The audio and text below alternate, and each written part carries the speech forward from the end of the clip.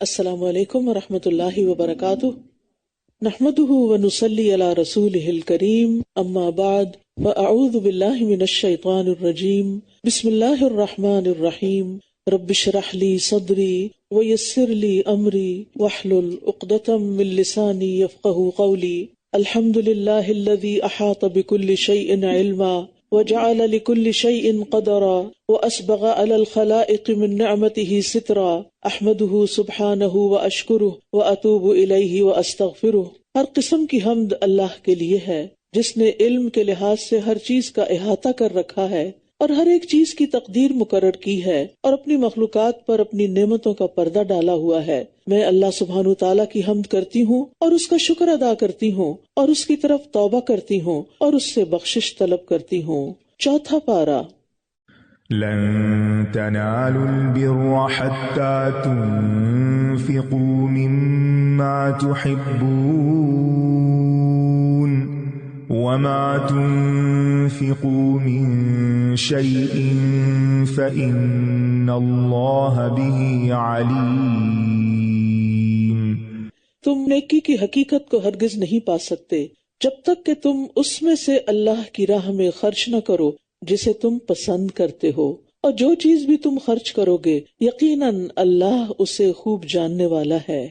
یعنی خرچ کرنا ہے تو اپنی پسندیدہ چیز کو کرو، نہ کہ گھٹیا اور ردی چیز۔ اس کے بغیر کوئی شخص کامل نیکی کو نہیں پا سکتا، نیکی کی حقیقت کو نہیں پا سکتا۔ اور خرچ کرنے کی چیزوں میں سے جان، مال، اولاد، عزیز و اقارب، جاہ اور عزت، ہر وہ چیز شامل ہے جس کو انسان پوزیس کرتا ہے۔ تھوڑا خرچ کرنا ہو یا زیادہ، سب کچھ اللہ کے علم میں ہے۔ وَإِنَّ اللَّهَ بِهِ عَلِيمٌ، ہم جو کچھ بھی کرتے ہیں وہ سب جانتا ہے، بشرطے کہ انسان اخلاص اور ایمان کے ساتھ خرچ کرے، اللہ سبحانہ تعالیٰ اس کا بدلہ ضرور دے گا۔ اس لیے معمولی چیز کو بھی خرچ کرنے کو عار نہیں سمجھنا چاہیے، لیکن نیکی کا کامل درجہ حاصل کرنے کے لیے ضروری ہے کہ عزیز ترین چیز صرف کی جائے۔ انس رضی اللہ عنہ کہتے ہیں کہ نبی صلی اللہ علیہ وسلم ممبر پر تشریف فرما تھے کہ ابو طلحہ نبی صلی اللہ علیہ وسلم کے پاس آئے اور پوچھا کہ آپ کی کیا رائے ہے؟ اللہ عز و جل نے یہ آیت نازل فرمائی ہے، لن تنالوا البر حتى تنفقوا مما تحبون، اور مجھے اپنے سارے مال میں سے بیرحا کی زمین زیادہ محبوب ہے اور میں اس کے ذریعے اللہ عز و جل کا قرب حاصل کرنا چاہتا ہوں۔ تو رسول اللہ صلی اللہ علیہ وسلم نے فرمایا، واہ واہ، بیرحا تو بڑا نفع بخش مال ہے، کیونکہ آپ صلی اللہ علیہ وسلم وہاں تشریف لے جایا کرتے تھے اور وہاں کے کنویں کا میٹھا پانی پیا کرتے تھے، پھر انہوں نے وہ باغ لوگوں میں تقسیم کر دیا۔ یہ ہے اللہ کی محبت پانے کا جذبہ۔ عمر رضی اللہ عنہ کی مثال ہمارے سامنے ہے۔ انہوں نے عرض کیا، اللہ کے رسول، مجھے خیبر میں سے جو حصہ ملا ہے اس سے بڑھ کر نفیس مال مجھے آج تک حاصل نہیں ہوا، میں نے ارادہ کیا ہے کہ اسے صدقہ کر دوں۔ آپ نے فرمایا، اصل اپنے پاس رکھو اور اس کے پھل کو اللہ کے راستے میں تقسیم کر دو۔ چنانچہ عمر رضی اللہ عنہ نے اسے وقف کر دیا۔ یہ ہیں وہ مثالیں جو ہماری تاریخ میں ہمیں ملتی ہیں، لیکن آج ہمارا حال کیا ہو گیا ہے کہ ہم سب کچھ اپنی ذات کے لیے ہی رکھنا چاہتے ہیں، اور اللہ کا دین جس حال میں بھی ہے ہمیں اس کی پرواہ نہیں۔ آج آپ دیکھیں کہ نان مسلمز کے اندر ایسی مثالیں موجود ہیں کہ جس میں وہ اپنی پوری زندگی کا سرمایہ تعلیمی اداروں کے لیے وقف کر جاتے ہیں۔ آج ہی صبح مجھے کسی نے ایک ویڈیو کلپ شیئر کیا جس میں ایک خاتون نے $1 بلین ایک میڈیکل کالج کو دیا ہے نیو یارک میں، جس کی وجہ سے تمام کے تمام اسٹوڈنٹس کی میڈیکل کی مہنگی ترین تعلیم بالکل فری ہو گئی۔ اب آپ سوچ سکتے ہیں کہ طالب علموں پر علم حاصل کرنے کے لیے خاص طور پر یہاں یونیورسٹیز میں جانا کتنا مشکل ہے، اور کتنے بچے ڈیٹس کا شکار ہیں اور کتنی مشکلوں میں ہیں، لیکن مسلمان کمیونٹی اس بارے میں کم ہی سوچتی ہے کہ ان کے لیے ہم کیا سہولت فراہم کر سکتے ہیں تاکہ وہ بھی اعلیٰ تعلیم حاصل کر سکیں، یا پھر جو دینی تعلیم کے ادارے ہیں ان کو آگے بڑھانے کے لیے، ان کو ترقی دینے کے لیے ہم اپنے مال میں سے کیا خرچ کر سکتے ہیں۔ بعض اوقات ہمارے پاس مال ہوتا بھی ہے اور ہمارے بچوں کو بھی اس کی ضرورت نہیں ہوتی کیونکہ وہ سیلف سفیشینٹ ہو چکے ہوتے ہیں، لیکن اس کے باوجود ہمارا دل نہیں کھلتا۔ اور پھر خاص طور پر اللہ کے راستے میں دینے کے لیے، دنیا کی شہرت کے لیے تو پھر بھی کچھ کر لیتے ہیں، لیکن دین کے لیے کیا کرتے ہیں، یہ ہم سب کے لیے ایک سوال ہے۔ پھر فرمایا، کل الطعام کان حلا لبنی اسرائیل الا ما حرم اسرائیل علی نفسہ، تورات نازل کیے جانے سے پہلے بنی اسرائیل کے لیے ہر کھانا حلال تھا سوائے اس کے جو اسرائیل یعنی یعقوب علیہ السلام نے خود اپنے اوپر حرام کر لیا تھا۔ کہہ دیجئے کہ لے آؤ تورات، پھر اسے پڑھو اگر تم اپنی بات میں سچے ہو۔ یہود رسول اللہ صلی اللہ علیہ وسلم کی نبوت کے سلسلے میں یہ اعتراض بھی کرتے تھے کہ یہ پیغمبر خود کو ملت ابراہیمی کے اتباع کا دعوے دار بتاتا ہے اور اونٹ کا گوشت کھاتا ہے، حالانکہ یہ گوشت ملت ابراہیمی میں حرام ہے۔ اس پر یہ آیات نازل ہوئی کہ تورات کے اترنے سے پہلے تو یہ سب چیزیں حلال تھیں، ملت ابراہیمی میں حرام نہیں تھی۔ اگر تم اپنے دعوے میں سچے ہو تو تورات لا کر دکھاؤ، کوئی دلیل دو۔ فَمَنِ افْتَرَىٰ عَلَى اللَّهِ الْكَذِبَ مِن بَعْدِ ذَلِكَ فَأُولَٰئِكَ هُمُ الظَّالِمُونَ۔ تو جو کوئی اس دلیل کے بعد بھی اللہ پر جھوٹ گھڑے تو ایسے ہی لوگ دراصل ظالم ہیں۔ کہہ دیجئے اللہ نے سچ کہا، بس تم ابراہیم کے طریقے کی پیروی کرو جو یکسو تھے اور وہ مشرکین میں سے نہ تھے۔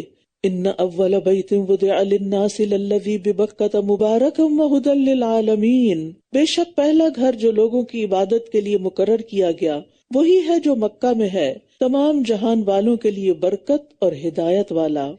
پہلا گھر جو اللہ کی عبادت کے لیے بنا وہ کہاں ہے؟ مکہ میں۔ مکہ کون سی زمین ہے؟ بہت بابرکت زمین ہے، جس کو ام القریٰ کہا جاتا ہے، بستیوں کی ماں۔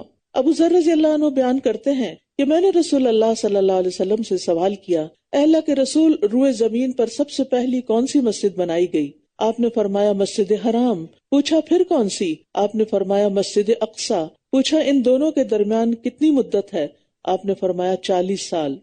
تو مکہ کا یہ گھر ہم سب کے لیے ایک اٹریکشن کا باعث ہے اور اس میں بہت خیر پائی جاتی ہے۔ اس میں عبادت کا ثواب کئی گنا زیادہ بڑھ جاتا ہے، ایک نماز 1,00,000 نمازوں کے برابر، جو ہم ساری زندگی بھی لگا دیں تو کر نہیں سکتے۔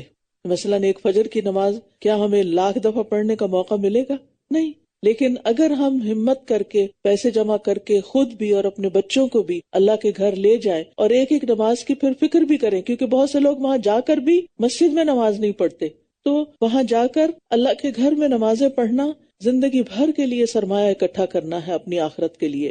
اور پھر آپ دیکھیں کہ یہ اس کے لیے بھی مبارک ہے جو اس میں حج کرتا ہے، طواف کرتا ہے، اس گھر کے پاس اعتکاف کرتا ہے، اس کے سارے گناہ معاف کر دیے جاتے ہیں۔ اور پھر یہ ہے کہ اس زمین پر برکت اس لحاظ سے بھی ہے کہ دنیا بھر کا رزق وہاں پر سمٹ کر آتا ہے اور فقر و فاقہ اور گناہ دور کرنے والی بابرکت جگہ ہے۔ رسول اللہ صلی اللہ علیہ وسلم نے فرمایا پے در پے حج اور عمرے کیا کرو، کیونکہ یہ دونوں فقر اور گناہوں کو اس طرح ختم کر دیتے ہیں جیسے بھٹی لوہے، سونے اور چاندی کے میل کو ختم کر دیتی ہے۔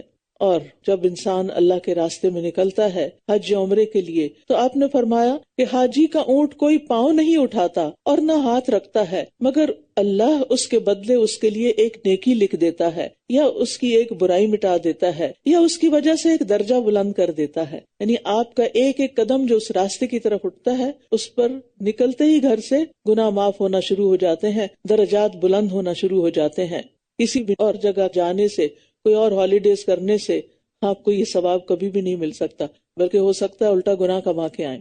فیہ آیات بینات مقام ابراہیم، اس میں واضح نشانیاں ہیں جیسے مقام ابراہیم، اور جو کوئی اس میں داخل ہوا امن میں آ گیا۔ اور اللہ ہی کی خاطر لوگوں پر بیت اللہ کا حج فرض ہے جو اس کی طرف جانے کی استطاعت رکھتے ہوں، اور جو کوئی اس کا انکار کرے تو یقیناً اللہ تمام جہان والوں سے بے نیاز ہے۔ یاد رکھیے ہر عاقل و بالغ مسلمان پر جو کعبہ تک پہنچنے کی استطاعت رکھتا ہے اس پر عمر بھر میں ایک مرتبہ حج فرض ہے، اور جو حج کی فرضیت کا قائل ہو لیکن طاقت رکھنے کے باوجود حج نہ کرے وہ کفران نعمت کا مرتکب ہوتا ہے، اور اگر وہ انکار کر دے کہ یہ فرض ہی نہیں تو پھر وہ تو دین سے ہی نکل جاتا ہے۔ اور استطاعت سے مراد راستے کا پرامن ہونا، جان و مال کے تلف ہونے کا اندیشہ نہ ہونا بھی شامل ہے، اور عورت کے لیے محرم کا ساتھ ہونا بھی ضروری ہے۔ اگر انسان کے پاس مالی استطاعت ہو لیکن جانی استطاعت نہ ہو تو پھر انسان اپنا حج کسی اور سے کروا سکتا ہے، اور اسی طرح اگر کوئی شخص صاحب حیثیت ہو اور حج کیے بغیر فوت ہو جائے تو ایسی صورت میں اس کے مال وراثت میں سے اس کی طرف سے حج کروایا جائے گا۔ تو انسان کو خود اپنی زندگی میں جو ہی اس کے پاس استطاعت ہو حج کرنے میں جلدی کرنی چاہیے۔ نبی صلی اللہ علیہ وسلم نے فرمایا حج فرض ہونے کے بعد اس کی ادائیگی میں جلدی کیا کرو، کیونکہ تم میں سے کسی کو معلوم نہیں کہ بعد میں اسے کیا پیش آنے والا ہے، آئندہ حالات کیسے ہو جائیں۔ فرمایا قل یا اہل الکتاب لم تکفرون بآیات اللہ واللہ شہید علی ما تعملون، کہہ دیجئے اے اہل کتاب تم کیوں اللہ کی آیات کا انکار کرتے ہو حالانکہ جو کچھ تم کرتے ہو اللہ اس پر خوب گواہ ہے۔ کہہ دیجئے اے اہل کتاب تم اس شخص کو اللہ کے راستے سے کیوں روکتے ہو جو ایمان لے آئے؟ تم اس راہ میں ٹیڑھا پن تلاش کرتے ہو حالانکہ تم خود گواہ ہو، اور اللہ اس سے ہرگز غافل نہیں جو تم عمل کرتے ہو۔ اے لوگو جو ایمان لائے ہو، اگر تم اہل کتاب کے گروہ کی اطاعت کرو گے تو وہ تمہارے ایمان لانے کے بعد پھر تمہیں کافر بنا دیں گے، یعنی مرتد کر دیں گے۔ اب یہاں آپ دیکھیے کہ مسلمانوں کو ایک نصیحت کی جا رہی ہے کہ تم نے اہل کتاب کے طریقوں کو نہیں اپنانا ورنہ تم گمراہی میں پڑ جاؤ گے، یعنی ان کی بات نہیں سننا ورنہ شبہات اور شکوک میں پڑھ کر اپنی راہ سے بھی پھسل جاؤ گے۔ تو اس سے پتہ چلتا ہے کہ انسان کو شک پیدا کرنے والوں کی باتیں نہیں سننی چاہیے۔ بعض لوگ خود مسلمانوں کے اندر ایسے ہیں جو آپ کو قرآن کے بارے میں ڈاؤٹس میں ڈال دیں گے، حدیث کے بارے میں ڈاؤٹس میں ڈال دیں گے، نبی صلی اللہ علیہ وسلم کی زندگی کے بارے میں، دین کے بنیادی ارکان کے بارے میں۔ تو ایسے لوگوں سے دور رہنا چاہیے، کیونکہ انسان کے ساتھ شیطان بھی ہے، اس کا نفس بھی ہے، اور جب وہ شکوک و شبہات والی باتیں سنتا ہے تو بعض اوقات اس کا ذہن بگڑ جاتا ہے اور انسان پھر اسی رستے پہ چل پڑتا ہے۔ وَكَيْفَ تَكْفُرُونَ وَأَنْتُمْ تُتْلَى عَلَيْكُمْ آيَاتُ اللَّهِ، اور تم کیسے کفر کر سکتے ہو حالانکہ تم پر اللہ کی آیات پڑھی جاتی ہیں؟ یعنی ایمان بچانے کے لیے کیا ضروری ہے؟ اللہ سبحانہ وتعالیٰ کی آیات کا پڑھتے رہنا، قرآن سے تعلق، یعنی یہ ذریعہ ہوتا ہے ایمان مضبوط کرنے کا اور کفر سے دور رہنے کا۔ اور تم میں اس کا رسول بھی موجود ہے، یعنی نبی صلی اللہ علیہ وسلم اس دور میں موجود تھے ان کے درمیان، اور جس نے اللہ کے دین کو مضبوط تھام لیا تو یقیناً وہ سیدھی راہ کی طرف ہدایت دے دیا گیا۔ یا ایھا الذین آمنوا اتقوا اللہ حق تقاتہ ولا تموتن الا وانتم مسلمون، اے لوگو جو ایمان لائے ہو اللہ سے ڈرو جیسا اس سے ڈرنے کا حق ہے، اور تمہیں ہرگز موت نہ آئے مگر اس حال میں کہ تم مسلمان ہو۔ حق تقاتہ کا مطلب ہے اس کی اطاعت کی جائے، اس کی نافرمانی نہ کی جائے، اس کا شکر بجا لایا جائے، اس کی ناشکری نہ کی جائے، اس کا ذکر کیا جائے اور اس کو بھلایا نہ جائے۔ تو یہاں ہمیں ہر ایک کو یہ حکم دیا جا رہا ہے کہ ہم اللہ سے ڈرتے رہیں جتنی بھی ہم میں استطاعت ہے، کیونکہ یہ تقوی انسان کو جنت میں داخل کرنے کا سبب ہے۔ رسول اللہ صلی اللہ علیہ وسلم سے پوچھا گیا کہ لوگوں کو اکثر کون سی چیز جنت میں داخل کرتی ہے، تو آپ نے فرمایا اللہ کا تقوی اور اچھا اخلاق، اور پھر وَلَا تَمُوتُنَّ إِلَّا وَأَنْتُمْ مُسْلِمُونَ۔ اس بات کی حرص رکھنی چاہیے، اس بات کی کوشش کرنی چاہیے کہ ہماری موت اسلام کی حالت میں ہو، اللہ کی اطاعت میں ہو، کیونکہ اسلام اطاعت اور فرما برداری کا نام ہے۔ یعنی اس کا مطلب یہ ہے کہ ہم جب فوت ہوں تو ہم اللہ تعالیٰ کی نافرمانی کا کام نہ کر رہے ہوں بلکہ اللہ تعالیٰ کی فرما برداری کر رہے ہوں، کیونکہ موت کا وقت تو کسی کو پتہ نہیں کہ کب آ جائے، اس لیے ہر وقت اللہ کا تقوی اختیار کیے رکھنا چاہیے اور موت کی تیاری رکھنی چاہیے اور گناہوں سے بچتے رہنا چاہیے۔ پھر فرمایا وَاعْتَصِمُوا بِحَبْلِ اللَّهِ جَمِيعًا وَلَا تَفَرَّقُوا، اور تم سب مل کر اللہ کی رسی کو مضبوطی سے تھام لو اور فرقہ فرقہ مت بنو، اور اپنے اوپر اللہ کی اس نعمت کو یاد کرو جب تم آپس میں دشمن تھے تو اس نے تمہارے دلوں میں الفت ڈال دی، پس تم اس کے فضل سے بھائی بھائی بن گئے، اور تم آگ کے گڑھے کے کنارے پر تھے تو اس نے تمہیں اس سے بچا لیا۔ اسی طرح اللہ تمہارے لیے اپنی آیات کو کھول کر بیان کرتا ہے تاکہ تم ہدایت پاؤ۔ یہاں فتنوں سے محفوظ رہنے کے لیے چند اصول بتائے جا رہے ہیں، ان میں سے ایک یہ ہے کہ مومنوں کو اللہ کی رسی کو مضبوط تھامنا چاہیے، اور اللہ کی رسی سے مراد قرآن ہے۔ عبداللہ فرماتے ہیں بے شک اس سیدھے راستے پر آمد و رفت رہتی ہے، یہاں شیاطین آتے ہیں اور بلند آواز سے کہتے ہیں اے اللہ کے بندے اس دوسرے راستے پہ آ جاؤ، بس تم اللہ کی رسی کو مضبوطی سے تھام لو، بے شک اللہ کی رسی قرآن ہے۔ زید بن ارقم کہتے ہیں کہ رسول اللہ صلی اللہ علیہ وسلم نے فرمایا اللہ کی کتاب ہی اللہ کی وہ رسی ہے جو آسمان سے زمین تک لٹکی ہوئی ہے، جو اسے پکڑے گا اس کا بیڑا پار ہو جائے گا اور جو اس کو چھوڑ دے گا ہلاکت کے گڑھے میں جا گرے گا۔ تو یہاں پر فتنوں سے محفوظ رہنے کے لیے پیچھے بتایا گیا تقوی اختیار کرو، اسلام کی حالت میں موت آئے ہر وقت اطاعت کی حالت میں رہو، اللہ کی رسی کو یعنی قرآن کو مضبوطی سے تھامے رکھو، اور پھر جدا جدا نہ ہو آپس میں، فرقہ واریت نہ کرو، اور اللہ کی نعمت یعنی دلوں میں الفت ڈالنے کو یاد رکھو، اور اس کے بعد دعوت الخیر کا کام کرو، نیکیوں کا حکم دو، برائیوں سے روکو۔ یہ ساری چیزیں انسان کو دین پر ثابت قدم رکھتی ہیں۔ وَلْتَكُن مِّنكُمْ أُمَّةٌ يَدْعُونَ إِلَى الْخَيْرِ، اور تم میں ایک گروہ ایسا ضرور ہونا چاہیے جو لوگوں کو خیر کی طرف بلائے اور نیکی کا حکم دے اور برائی سے روکے، اور یہی لوگ فلاح پانے والے ہیں۔ اللہ کی رسی کو مضبوطی سے پکڑنے کے بعد اختلاف سے بچنے کی صورت کیا ہے کہ انسان لوگوں کو خیر کی طرف بلائے۔ جب وہ اور لوگوں کو نیکی کی طرف بلائے گا تو اس کے اپنے ارد گرد نیک لوگوں کا دائرہ مضبوط ہو جائے گا، جس کی وجہ سے اس کے لیے خود برائیوں کی طرف نکلنا مشکل ہوگا۔ اور یہ امر بالمعروف اور نہی عن المنکر امت محمد صلی اللہ علیہ وسلم پر واجب ہے، فردن بھی اور جماعت کی شکل میں بھی۔ مومنوں کا آپس میں رشتہ کیا ہے؟ والمؤمنون والمؤمنات بعضهم اولیاء بعض، مومن مرد اور مومن عورتیں ان کے بعض کے دوست ہیں، مددگار ہیں۔ کس کام میں؟ وہ نیکی کا حکم دیتے ہیں اور برائی سے منع کرتے ہیں۔ یعنی اس کام میں سب کو ایک دوسرے کے ساتھ تعاون کرنا چاہیے، ایک دوسرے کی اسٹرینتھ بننا چاہیے، ایک دوسرے کو پیچھے نہیں کھینچنا چاہیے، ایک دوسرے کے خلاف بات نہیں کرنی چاہیے، تاکہ سب مل کر اللہ کے دین کو آگے بڑھا سکیں۔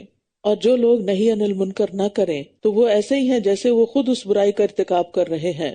منکر کو دیکھ کر اسے نہ روکنا غفلت اور اللہ سے اعراض کی نشانی ہے۔ منکر سے نہ روکنے والے کی بات حقیر ہو جاتی ہے اور اس کی بات مانی نہیں جاتی۔ پھر فرمایا وَلَا تَكُونُوا كَالَّذِينَ تَفَرَّقُوا، اور ان لوگوں کی طرح نہ ہو جانا جو فرقہ بن گئے اور انہوں نے واضح دلائل آ جانے کے بعد اختلاف کیا، اور یہی لوگ ہیں جن کے لیے بہت بڑا عذاب ہے۔ اس سے مراد بنی اسرائیل ہیں جو فرقوں میں بٹ گئے تھے۔ جیسے وہ آتا ہے نا کہ آپ صلی اللہ علیہ وسلم نے فرمایا البتہ میری امت پر بھی وہی کچھ آئے گا جو بنی اسرائیل پر آیا، اور پھر آگے فرمایا کہ اور بے شک بنی اسرائیل 72 فرقوں پہ تقسیم ہوئی اور میری امت 73 فرقوں پہ تقسیم ہو جائے گی، اور ان میں ایک فرقے کے علاوہ باقی سب جہنمی ہوں گے۔ صحابہ نے عرض کیا یا رسول اللہ وہ کون ہے؟ آپ نے فرمایا جس پر میں اور میرے صحابہ ہیں، یعنی جنہوں نے اصل دین کو تھاما وہی نجات پانے والے ہیں۔ اس دن کچھ چہرے روشن ہوں گے اور کچھ چہرے سیاہ، تو جن لوگوں کے چہرے سیاہ ہوں گے ان سے کہا جائے گا کیا تم اپنے ایمان لانے کے بعد کفر میں مبتلا ہو گئے تھے؟ تو عذاب کا مزہ چکھو اس وجہ سے کہ تم کفر کرتے تھے۔ ابن عباس کہتے ہیں کہ جو چہرے روشن اور سفید ہوں گے وہ اہل سنت کے ہوں گے جو آپس میں اتحاد اور اتفاق رکھنے والے لوگ ہیں، اور جو چہرے سیاہ ہوں گے وہ تفرقہ بازی کرنے والوں کے ہوں گے۔ اور بنیادی طور پر یہی ہے کہ جو لوگ نیکی کے کام کرتے ہیں ان کے چہرے روشن ہوں گے، جیسے آتا ہے للذین احسنوا الحسنى وزیادہ ولا يرهق وجوہہم قطر، جن لوگوں نے نیکی کی ان کے لیے نہایت اچھا بدلہ ہے اور کچھ زیادہ بھی ہے، اور ان کے چہروں کو نہ کوئی سیاہی ڈھانپے گی نہ کوئی ذلت۔ یعنی نیکی کرنے والے احسان کرنے والوں کے چہرے سیاہ نہیں ہوں گے، لیکن اس کے برعکس جو لوگ اللہ کے نافرمان ہوں گے ان کے چہرے سیاہ ہوں گے۔ وَوُجُوهٌ يَوْمَئِذٍ عَلَيْهَا غَبَرَةٌ تَرْهَقُهَا قَتَرَةٌ أُولَئِكَ هُمُ الْكَفَرَةُ الْفَجَرَةُ، یعنی جنہوں نے کفر کیا اور جنہوں نے نافرمانیاں کی، فجرہ۔ اسی طرح قرآن مجید کی اور آیات سے بھی پتہ چلتا ہے کہ مجرموں کے چہرے سیاہ ہوں گے اور جھوٹ اور تکبر سے چہرے سیاہ ہو جائیں گے۔ اور رہے وہ لوگ جن کے چہرے روشن ہوں گے تو وہ اللہ کی رحمت میں ہوں گے جس میں وہ ہمیشہ رہیں گے۔ تو یہ نیکیاں کرنے والے ہیں۔ تو وہ کون سے نیک اعمال ہیں جن سے چہرے روشن ہوں گے؟ ان میں خاص طور پر وضو کو بہت اچھے طریقے سے کرنا، وضو کی وجہ سے چہرے روشن ہوں گے۔ قیامت کے دن نبی صلی اللہ علیہ وسلم حشر کے میدان میں اپنے امتیوں کو کیسے پہچانیں گے؟ وضو کے نشانات کی وجہ سے۔ وہ سفید روشن پیشانی والے، روشن چمکتے ہاتھ پاؤں والے، یعنی کہ روشن ہی روشن ہوں گے، اور سجدوں کی کثرت کی وجہ سے بھی چہرے چمکیں گے۔ آپ نے فرمایا اس دن میرے امتیوں کی پیشانیاں سجدوں کی وجہ سے روشن اور وضو کی وجہ سے ان کے اعضاء چمک رہے ہوں گے۔ اسی طرح آپ نے دعا دی اللہ اس شخص کو تر و تازہ رکھے جس نے ہماری کوئی بات سنی پھر اسے دوسروں تک پہنچایا۔ بعض اوقات جسے بات پہنچائی جاتی ہے وہ براہ راست سننے والے سے زیادہ یاد رکھنے والا ہوتا ہے۔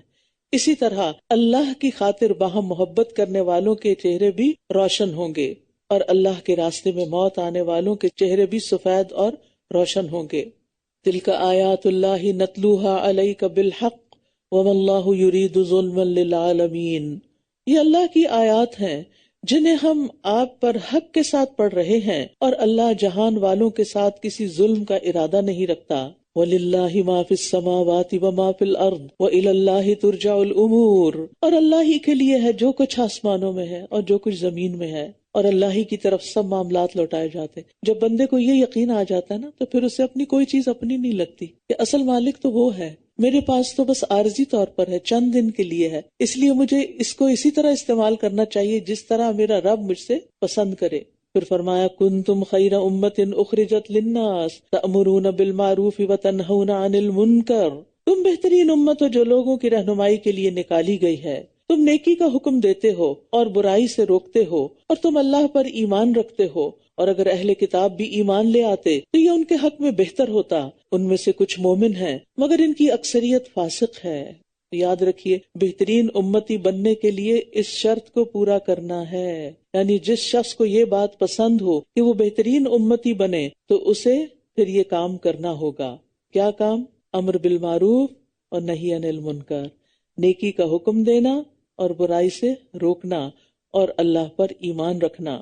یہ کام اہل کتاب کو بھی سونپا گیا تھا لیکن انہوں نے نہیں کیا۔ فرمایا منہم المؤمنون واکثرهم الفاسقون، ان میں سے کچھ تو ماننے والے ہیں لیکن اکثریت نافرمان ہے۔ آج آپ دیکھیے امت محمد صلی اللہ علیہ وسلم میں یہ کام کتنے لوگ کر رہے ہیں کہ دوسروں کو خیر کی طرف بلائیں، نیکی کا حکم دیں اور برائیوں سے روکیں۔ وہ تمہیں ہرگز نقصان نہیں دے سکتے سوائے کچھ اذیت دینے کے، اور اگر وہ تم سے لڑیں تو تم سے پیٹ پھیر جائیں گے، پھر وہ مدد نہ کیے جائیں گے، یعنی تمہارے دشمن تمہیں معمولی تکلیف کے سوا زیادہ نقصان نہیں پہنچا سکتے۔ اس لیے انسان کو مخالفتوں اور دوسروں کی دی ہوئی تکلیف سے پریشان نہیں ہونا چاہیے، اور انسان کے اندر ایک تحمل اور بردباری بھی ہونی چاہیے کہ اگر کسی نے کوئی بات کہہ دی ہے تو بہت زیادہ محسوس نہ کریں، غصے کو پی جائیں، بات درگزر کر جائیں اور اپنے مقصد پر فوکس کریں۔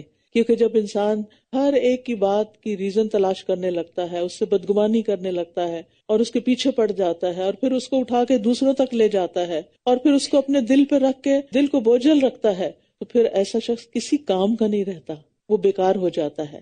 تو اس بیکاری سے بچنے کے لیے بہت سی باتوں کو سنی انسنی کر دیں، ایک کان سے سنے دوسرے سے نکال دیں، بلکہ ایک میں بھی ڈالنے کی ضرورت نہیں، اور دل تک تو جانی ہی نہیں چاہیے۔ ضربت علیہم الذلۃ اینما ثقفوا، وہ جہاں کہیں بھی پائے گئے ان پر ذلت مسلط کر دی گئی، سوائے اس کے کہ اللہ کا سہارا اور لوگوں کا سہارا لے لیں، اور وہ اللہ کی طرف سے غضب میں گرفتار ہو کر پلٹے، اور ان پر محتاجی مسلط کر دی گئی۔ یہ سب کیوں ہوا؟ یہ اس لیے ہوا کہ وہ اللہ کی آیات کا انکار کرتے تھے اور انبیاء کو ناحق قتل کرتے تھے۔ یہ اس وجہ سے بھی ہوا کہ وہ نافرمانی کرتے تھے اور حد سے بڑھ جاتے تھے۔ تو اس سے یہ پتہ چلتا ہے کہ کفر اور معصیت کی وجہ سے عذاب الہی آتا ہے، اور طاقتور ہونے کے باوجود دین سے دوری انسان کی ذلت کا باعث بنتی ہے۔ آج امت کی ذلت اس کے اپنے دین سے دور ہونے کی سزا ہے۔ اللہ تعالیٰ اطاعت گزاروں کو عزت بخشتا ہے چاہے وہ کمزوری کیوں نہ ہو، اور نافرمانوں کو ذلیل کرتا ہے خواہ وہ طاقتور ہی کیوں نہ ہو۔ لیسوا سواء من اہل الکتاب امۃ قائمۃ یتلون آیات اللہ آناء اللیل وہم یسجدون، وہ سب ایک جیسے نہیں ہیں، سارے اہل کتاب ایک جیسے نہیں۔ اہل کتاب میں سے ایک جماعت ایسی بھی ہے جو حق پر قائم ہے، وہ رات کی گھڑیوں میں اللہ کی آیات کی تلاوت کرتے ہیں اور وہ سجدے کرتے ہیں۔ امۃ قائمہ یعنی قیام کرنے والی امت ہے، اور قیام سے مراد تہجد کی نماز ہے، اور اس کے علاوہ علم پڑھنے پڑھانے میں بھی رات جاگنے کی فضیلت ہے۔ ابن عطیہ کہتے ہیں ایسا علم پڑھنے پڑھانے کے لیے رات کو جاگنا جس سے اللہ کا چہرہ چاہا جائے وہ بھی اس آیت میں داخل ہے۔ تو بعض اوقات علم سکھانا نفل نماز سے بھی افضل ہو جاتا ہے کہ جس سے لوگوں کی زندگیوں میں کوئی تبدیلی آئے، ان کو راحت اور سکون ملے۔ لیکن خاص طور پر رات کے وقت رات کی گھڑیوں میں قیام کی حالت میں قرآن کی تلاوت کی فضیلت ہی کچھ اور ہے، اس کا بے انتہا ثواب ہے۔ عبداللہ ابن عمرو بن العاص کہتے ہیں کہ رسول اللہ صلی اللہ علیہ وسلم نے فرمایا جس شخص نے 10 آیتوں سے قیام کیا اس کو غافلوں میں نہیں لکھا جاتا۔ تو گن کے 10 آیتیں تو کم از کم ضرور پڑھا کریں، 2 نفل میں بھی 10 آیتیں پوری ہو جائیں گی انشاءاللہ۔ اور جو 100 آیتوں سے قیام کرے وہ فرما برداروں میں لکھا جاتا ہے، اور جو 1000 آیتوں سے قیام کرے وہ بے انتہا ثواب جمع کرنے والوں میں لکھا جاتا ہے۔ ایسے بھی خوش قسمت ہوتے ہیں۔ تو یہاں اللہ سبحانہ وتعالیٰ اہل کتاب کے ان لوگوں کی تعریف کر رہے ہیں کہ جو ایمان کے ساتھ قیام اللیل بھی کرتے ہیں، اور کیا کرتے ہیں؟ یؤمنون باللہ والیوم الآخر، وہ اللہ اور یوم آخرت پر ایمان رکھتے ہیں، اور وہ نیکی کا حکم دیتے ہیں اور برائی سے روکتے ہیں، اور بھلائی کے کاموں میں ایک دوسرے سے سبقت کرتے ہیں، اور یہی لوگ صالحین میں سے ہیں۔ نیکی کے کاموں میں جلدی کرتے ہیں، جی ہاں، اس ڈر سے کہ کہیں موت نہ آ جائے، کہیں زندگی ختم نہ ہو جائے، اس لیے وہ نیکی کے کاموں میں سستی نہیں کرتے، اور ہم بھی جب نیکی کا ارادہ کر لیں تو اس کو کر گزریں، اور اگر انسان نہیں کرتا تو پھر شیطان بیچ میں آ جاتا ہے اور وہ اس کو بھلوانے کی کوشش کرتا ہے، غفلت میں مبتلا کرتا ہے، حتیٰ کہ انسان اچھا بھلا کرنے ہی والا تھا کہ بالکل اس کو چھوڑ دیتا ہے۔ وَمَا يَفْعَلُوا مِنْ خَيْرٍ فَلَنْ يُكْفَرُوهُ وَاللَّهُ عَلِيمٌ بِالْمُتَّقِينَ، اور نیکی کا جو کام بھی وہ کریں گے تو اس کی ہرگز ناقدری نہ کی جائے گی، اور اللہ تقوی والوں کو خوب جاننے والا ہے۔ یعنی جس قدر تقوی ہوگا اس قدر نیکی کا ثواب ہوگا، انہیں نیکی کے ثواب سے محروم نہیں رکھا جائے گا، ہر نیکی پر اجر۔ قرآن مجید میں آتا ہے ان اللہ لا یظلم مثقال ذرۃ وان تک حسنۃ یضاعفها ویؤت من لدنہ اجرا عظیما، اللہ تو کسی پر ذرہ بھر بھی ظلم نہیں کرتا، اگر کسی نے کوئی نیکی کی ہو تو اللہ اسے بڑھا دے گا اور اپنے پاس سے بہت بڑا اجر عطا فرمائے گا۔ ایک ذرے کے برابر بھی نیکی اجر عظیم میں تبدیل ہو جاتی ہے اگر خالص اللہ کی رضا کے لیے کی جائے۔ یہ ہے اللہ سبحانہ وتعالیٰ کا فضل اور کرم اور اس کی رحمت، اور ایک ایک نیکی 700 گنا اور اس سے بھی زیادہ اجر و ثواب پاتی ہے۔ تو یہاں پر آپ دیکھیے کہ یہ 2-3 آیتیں مسلسل اہل کتاب کے نیک لوگوں کی تعریف میں ہیں، اور یہ اللہ تعالیٰ کا عدل و انصاف ہے کہ باوجود اس کے کہ اہل کتاب پر، بنی اسرائیل پر بہت زیادہ تنقید بھی ہے، لیکن ان میں سے جو اچھے لوگ ہیں ان کی تعریف بھی ہے۔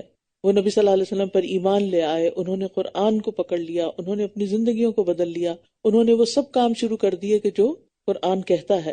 تو ایسے لوگوں کے لیے دگنا اجر ہے کہ جو اپنے پیغمبر پر بھی ایمان لائیں اور پھر محمد صلی اللہ علیہ وسلم پر ایمان لا کر وہ سب کچھ کریں جو آپ نے بتایا۔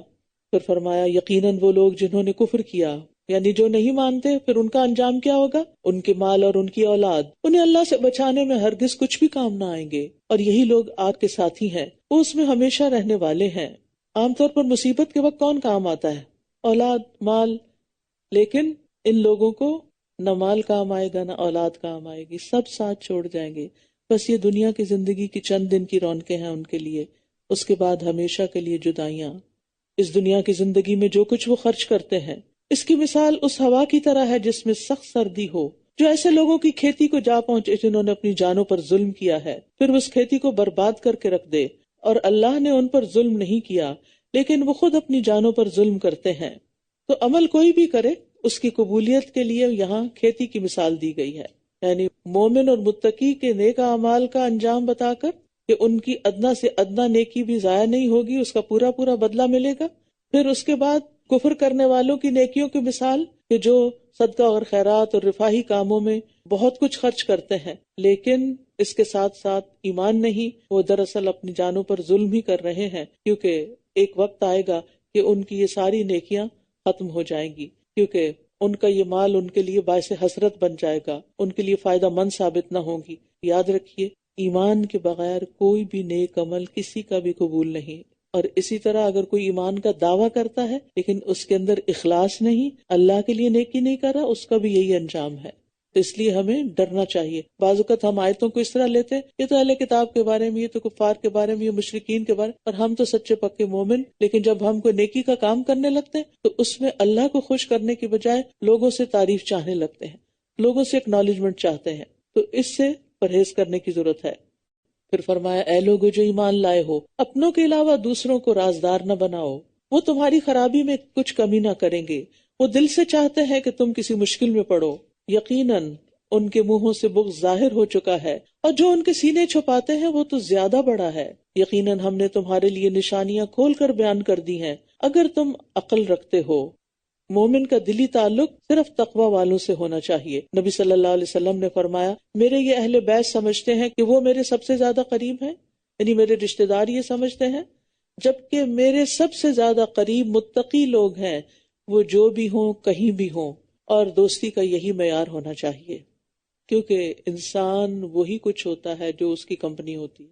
انسان کی اصلاح کے لیے، تربیت کے لیے، ایمان کی نشو و نما کے لیے، اعمال صالحہ میں دوڑ لگانے کے لیے، سبقت لے جانے کے لیے آپ کو ماحول چاہیے ہوتا ہے۔ انسان جیسے لوگوں میں اٹھتا بیٹھتا ہے، کسی نہ کسی طرح کچھ نہ کچھ ان کا رنگ ضرور اپناتا ہے۔ خربوزہ خربوزے سے رنگ پکڑتا ہے۔ انسان جس ماحول میں ہوتا ہے اسی ماحول میں ڈھل جاتا ہے۔ تو پہلی چیز صحبت صالح ہے، اس کی دعا بھی کرنی چاہیے، اس کے لیے کوشش بھی کرنی چاہیے، اور اس کے لیے راہیں بھی ہموار کرنی چاہیے۔ کہ ہمیں ایسی کمپنی ملے کہ جو ہمیں پکڑ کے نیکی کی طرف لے جائے، جب ہم پھسلنے لگے تو ہمیں تھام لے، اور پھر اگر ایسا نہیں تو آپ خود ایسی مثال بن جائیں. یعنی بعض اوقات ہم چاہتے ہیں نا کہ کوئی ہماری انگلی پکڑ لے. اللہ نے آپ کو کتنی انگلیاں دی ہیں؟ 10. آپ یوں کریں 10 لوگوں کو اپنی انگلیاں پکڑا دیں، تو اس سے کیا ہوگا؟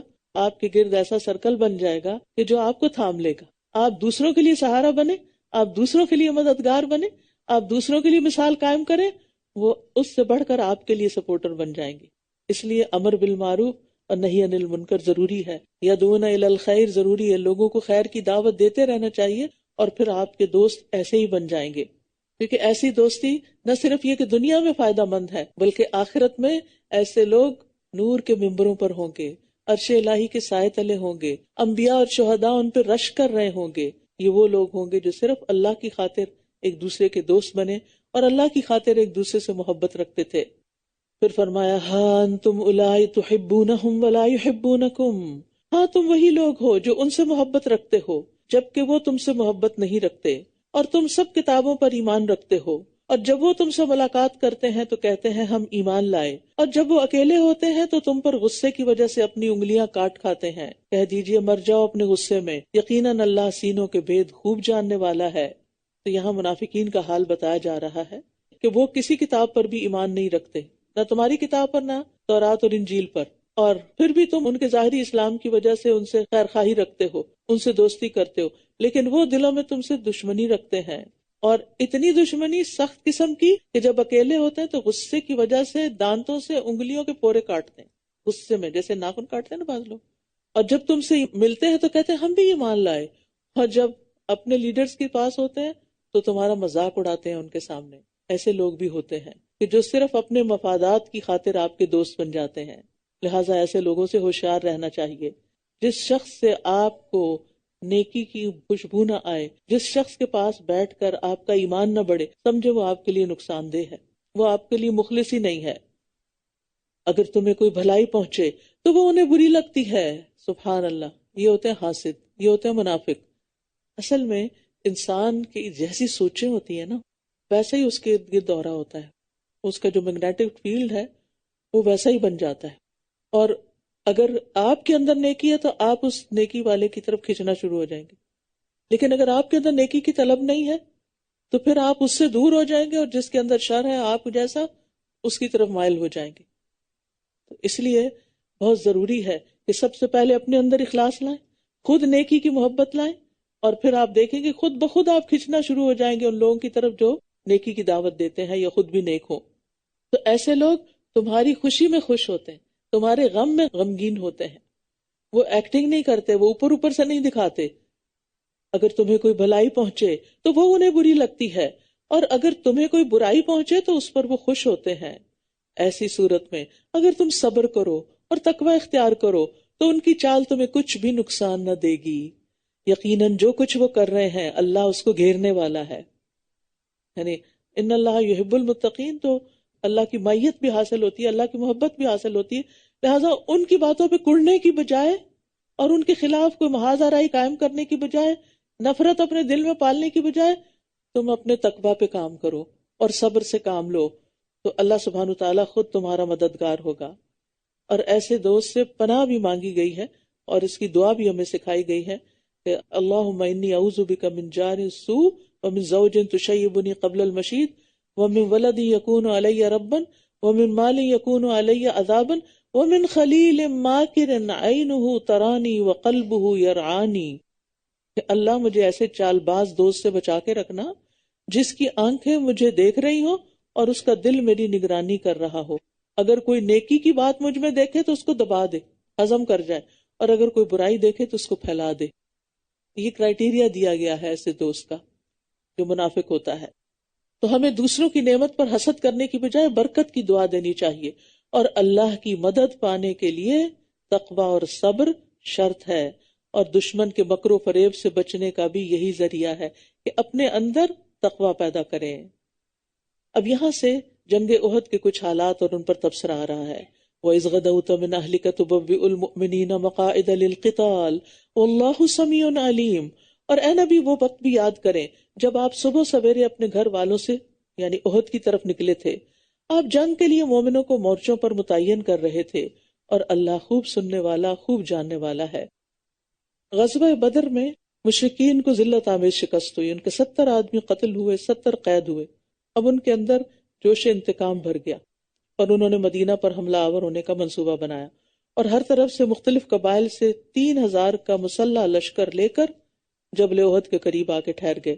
نبی صلی اللہ علیہ وسلم نے صحابہ سے مشورہ کیا، بعض نے مدینہ میں رہ کے لڑنے کا مشورہ دیا، بعض پرجوش نوجوانوں نے جنہوں نے بدر میں حصہ نہیں لیا تھا، شریک نہیں ہو سکے تھے کیونکہ وہ مینڈیٹری نہیں تھا، تو وہ میدان میں نکل کر لڑنے کے لیے اصرار کر رہے تھے۔ تو آپ نے ان کی رائے کے مطابق 1000 کی جمعیت لی اور دشمنوں کے مقابلے کے لیے نکلے۔ مقام شوط پر عبداللہ بن ابی نے مسلمانوں کو دھوکہ دیا، اپنے 300 ساتھیوں کے ساتھ واپس آ گیا۔ اس سے بعد مسلمانوں کے حوصلے بھی پست ہو گئے، لیکن اللہ تعالیٰ نے ان کو ثابت قدمی دی۔ اب 3000 کے مقابلے میں صرف 700 لوگ، دشمن 3 گنا زیادہ۔ اب نبی صلی اللہ علیہ وسلم نے جبل احد کے پاس اپنے لوگوں کو متعین کیا۔ عبداللہ بن جبیر کی سرکردگی میں 50 تیر اندازوں کا دستہ متعین کیا، اور فرمایا کہ اگر تم دیکھو کہ پرندے ہمارے جسموں کو نوچ رہے پھر بھی اس جگہ کو نہ چھوڑنا یہاں تک کہ میں تمہیں پیغام بھیجوں، اور اگر تم دیکھو کہ ہم نے کفار کو شکست دے دی اور انہیں پامال کر دیا پھر بھی اس جگہ کو نہیں چھوڑنا یہاں تک کہ میں پیغام بھیجوں۔ مگر ان میں سے اکثر لوگ کفار کو پسپا ہوتے ہوئے دیکھ کر نیچے اتر آئے اور اس گھاٹی کو چھوڑ دیا، جس سے مشرکین کو پیچھے سے حملہ آور ہونے کا موقع مل گیا۔ اس اچانک حملے سے مسلمانوں کے پاؤں اکھڑ گئے۔ رسول اللہ صلی اللہ علیہ وسلم اور چند صحابہ آپ کے ساتھ ثابت قدم رہے۔ اس موقع پر آپ کا دانت مبارک بھی شہید ہوا، سر اور پیشانی مبارک بھی زخمی ہوئی۔ آخرکار صحابہ آپ کے گرد دوبارہ جمع ہوئے، جس سے میدان جنگ کا نقشہ بدل گیا اور دشمن کو ناکام ہو کر لوٹنا پڑا۔ یہ شوال 3 ہجری کا واقعہ ہے۔ اب آئندہ کی آیات میں اسی کی طرف اشارہ کیا جائے گا اور اس سے کچھ تربیت کی جائے گی۔ تو یہاں پر آپ دیکھیے کہ نبی صلی اللہ علیہ وسلم نے صحابہ کو باقاعدہ خود ترتیب دی کہ کیسے جنگ کرنی ہے، جب تم میں سے 2 گروہوں نے ہمت ہار دینے کا ارادہ کر لیا تھا۔ حالانکہ اللہ ان دونوں کا مددگار تھا، اور مومنوں کو اللہ ہی پر توکل کرنا چاہیے۔ 2 جماعتوں سے مراد انصار کے 2 قبیلے بنو سلمہ اور بنو حارثہ ہیں۔ تم نے ہمت کیوں ہاری جبکہ یقینی طور پر اللہ بدر کی جنگ میں تمہاری مدد کر چکا تھا، حالانکہ تم اس وقت کمزور تھے۔ بس اللہ کا تقوی اختیار کرو تاکہ تم شکر ادا کر سکو۔ جب آپ مومنوں سے کہہ رہے تھے کیا تمہیں یہ خوشخبری کافی نہیں کہ تمہارا رب 3000 اتارے ہوئے فرشتوں سے تمہاری مدد کرے؟ حدیث میں آتا ہے کہ جبریل علیہ السلام بھی آئے تھے اور پھر اپنے گھوڑے کا سر پکڑے اور ہتھیار لگائے ہوئے تھے، اور یہ بدر کی بات ہو رہی ہے۔ بلا ان تصبروا وتتقوا ويأتوكم من فورهم هذا يمددكم ربكم ب5 آلاف من الملائکۃ مسومین۔ کیوں نہیں، بلکہ اگر تم صبر کرو گے اور تقوی اختیار کرو گے اور وہ دشمن تمہارے پاس اپنے پورے جوش سے آ جائے تو تمہارا رب 5000 نشان لگائے ہوئے فرشتوں سے تمہاری مدد کرے گا۔ تو اس سے کیا پتہ چلتا ہے؟ اللہ کی مدد صبر اور تقوی سے آتی ہے، اور اللہ نے اس کو تمہارے لیے خوشخبری بنا دیا، اور تاکہ تمہارے دل اس سے مطمئن ہو جائیں۔ اور مدد تو بس اللہ ہی کی طرف سے ہے جو بہت زبردست، بہت حکمت والا ہے۔ اللہ سبحانہ تعالیٰ فرشتوں کے بغیر بھی مدد کرنے پر قادر ہے، لیکن یہ صرف کس لیے فرشتوں کی بات کی کہ تمہارے دل مطمئن ہو جائے، کیونکہ انسان عدد اور تعداد سے بڑا متاثر ہو جاتا ہے۔ اور یہ مدد اس لیے بھی آئی تاکہ وہ کافروں کے گروہ کا ایک حصہ کاٹ کر رکھ دے یا وہ انہیں ذلیل و پسپا کر دے، پھر وہ نامراد ہو کر لوٹ جائیں۔ آپ کو اس معاملے میں کچھ بھی اختیار نہیں، چاہے وہ یعنی اللہ ان پر مہربان ہو جائے یا وہ انہیں عذاب دے، کیونکہ بلا شبہ وہ ظالم ہے۔ تو اس آیت میں نبی صلی اللہ علیہ وسلم سے خطاب ہے کہ بندے کو اختیار نہیں، ہر قسم کے اختیارات اللہ تعالیٰ کے ہاتھ میں ہیں، حتیٰ کہ نبی کے ہاتھ میں بھی نہیں ہے۔ اب اس کا شان نزول یہ بتایا جاتا ہے کہ ایک موقع پر 70 کے قریب صحابہ جو شہید ہو گئے تھے، جن کو دھوکے سے قتل کر دیا گیا، بئر مونا کا واقعہ تاریخ میں مشہور ہے، تو آپ نے قاتلوں کے لیے بد دعائیں کی تھی، تو اس پر آپ کو روک دیا گیا تھا، کیونکہ بعد میں یہ لوگ مسلمان بھی ہوئے تھے۔ وَلِلَّهِ مَا فِي السَّمَاوَاتِ وَمَا فِي الْأَرْضِ، اور اللہ ہی کے لیے ہے جو کچھ آسمانوں میں ہے اور جو کچھ زمین میں ہے، سب کا مالک وہ ہے، ہر چیز اسی کی ہے، ہمارا کچھ نہیں ہے، ہمارے پاس بس امانتیں ہیں جن کو صحیح طور پر لوٹانا ہے، اور وہ جسے چاہتا ہے بخش دیتا ہے اور جسے چاہتا ہے عذاب دیتا ہے، اور اللہ بہت بخشنے والا، نہایت رحم کرنے والا ہے۔ لہٰذا کسی کے بارے میں یہ نہیں کہنا چاہیے اللہ اس کو نہیں بخشے گا. کیوں؟ مالک بھی وہ ہے اور بخشے گا بھی وہی. ایک موقع پر ایک شخص نے ایسی ہی بات کہی تو آپ نے فرمایا اس ذات کی قسم جس کے ہاتھ میں میری جان ہے، اس نے ایسی بات کہہ دی جس نے اس کی دنیا اور اس کی آخرت تباہ کر کے رکھ دی کہ اللہ فلاں کو نہیں بخشے گا. کبھی کسی کے بارے میں ایسا بولنا بولے. اے لوگو جو ایمان لائے ہو، تم کئی گنا بڑھا چڑھا کر سود مت کھاؤ اور اللہ سے ڈرو تاکہ تم فلاح پا جاؤ. اب غزوہ احد کی آیات اور اس میں سود کا ذکر، وہ اس لیے کہ سود کھانے سے انسان کے اندر وہ ہمت اور بہادری نہیں رہتی، کیونکہ سود ایک حرام چیز ہے، اور جب حرام اندر جائے گا تو انسان کے اندر جرت کہاں آئے گی اور اللہ کے راستے میں نکلنے کی خواہش کہاں سے آئے گی. تو پتہ یہ چلتا ہے کہ حرام مال کھانے سے نیکی کرنے کی توفیق کم ہو جاتی ہے یا ختم ہو جاتی ہے. اور پھر یہاں سود کی بات کر کے کس بات کی اصلاح کی جا رہی ہے؟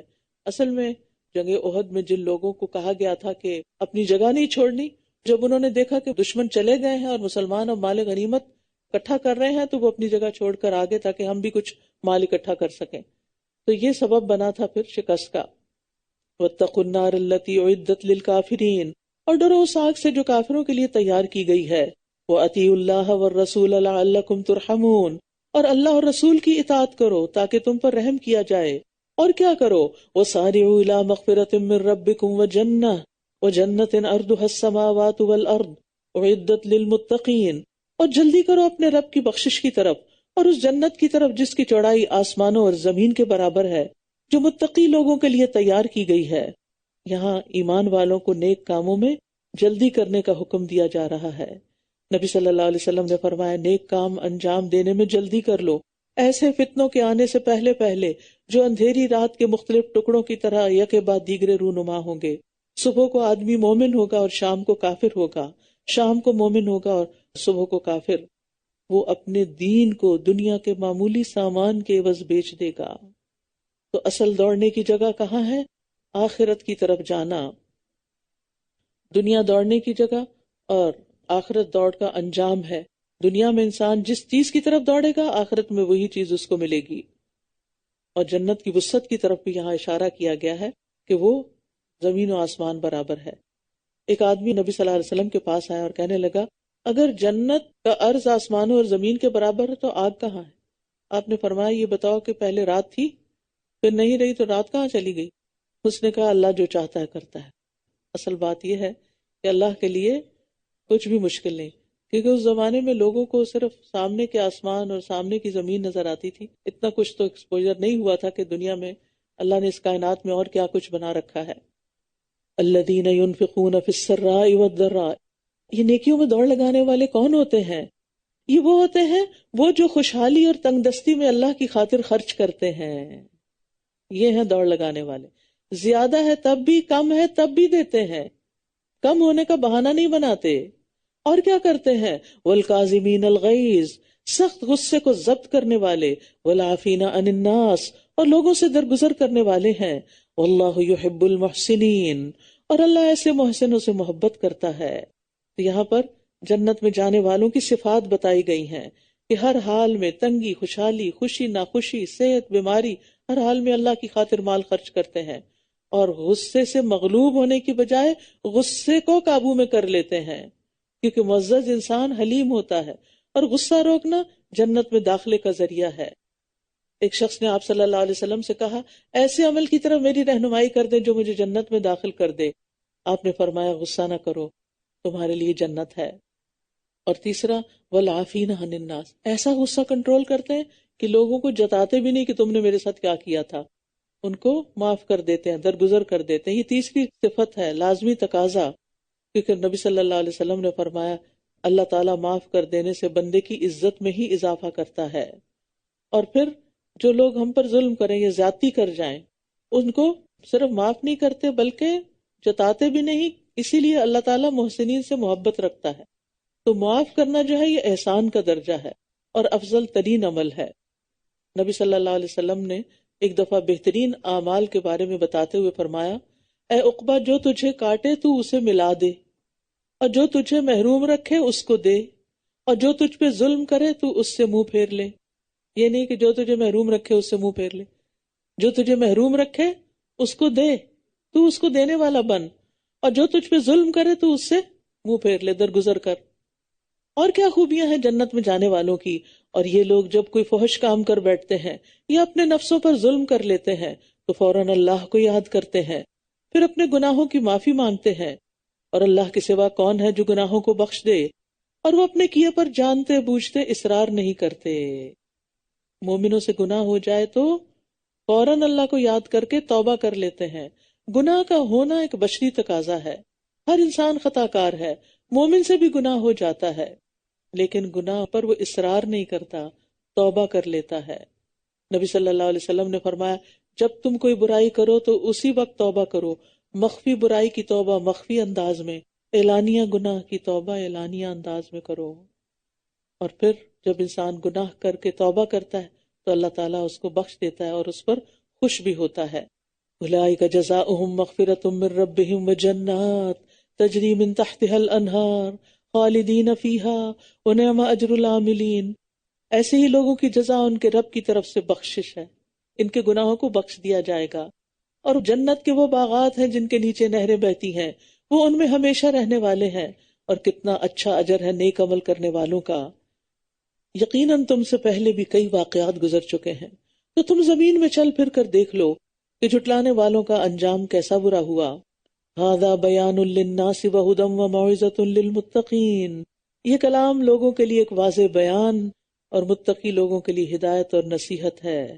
یہ کلام لوگوں کے لیے ایک واضح بیان ہے، یعنی اس کو سمجھنے میں کچھ مشکل نہیں، اور متقی لوگوں کے لیے ہدایت اور نصیحت ہے۔ تو ہے کوئی جو اس سے نصیحت پکڑے اور اپنے اندر یہ صفات پیدا کرے تاکہ جنت کے وارثوں میں شامل ہو جائے۔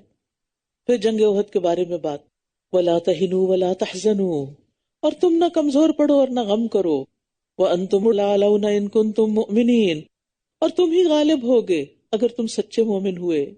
اگر تمہیں کوئی زخم لگا ہے تو بدر میں ان لوگوں کو بھی اسی طرح کا زخم لگ چکا ہے، اور ان دنوں کو ہم لوگوں کے درمیان پھیرتے رہتے ہیں۔ اور احد میں شکست اس لیے ہوئی تھی تاکہ اللہ ایمان والوں کو جان لے اور تم میں سے کچھ لوگوں کو شہید بنا لے، اور اللہ ظالموں سے محبت نہیں کرتا۔ یعنی بعض اوقات انسان کی ناکامی میں، شکست میں، انسان کے نقصان میں بھی بڑی حکمتیں ہوتی ہیں کہ اللہ سبحانہ وتعالیٰ کچھ اور دینا چاہتا ہے۔ اب اگر یہ شکست نہ ہوتی تو پھر کھرے کھوٹے کی پہچان کیسے ہوتی؟ اور پھر 70 لوگ شہید ہو گئے تو وہ شہید کیسے ہوتے؟ شہید کا درجہ کتنا بلند ہے۔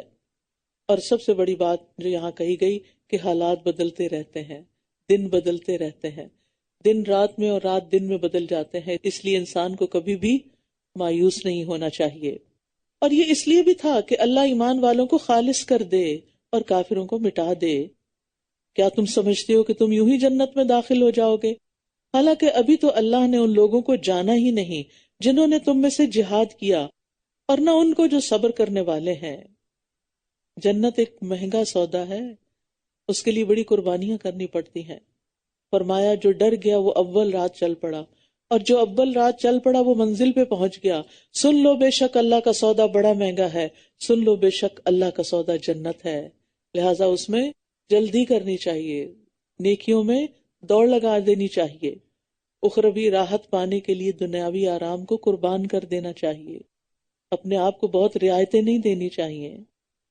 وَلَقَدْ كُنْتُمْ تَمَنَّوْنَ الْمَوْتَ، اور یقیناً موت کا سامنا کرنے سے پہلے تو تم موت کی تمنا کر رہے تھے، تو بے شک اب تم نے اسے دیکھ لیا، اور ایسے کہ تم اپنی آنکھوں سے دیکھ رہے تھے۔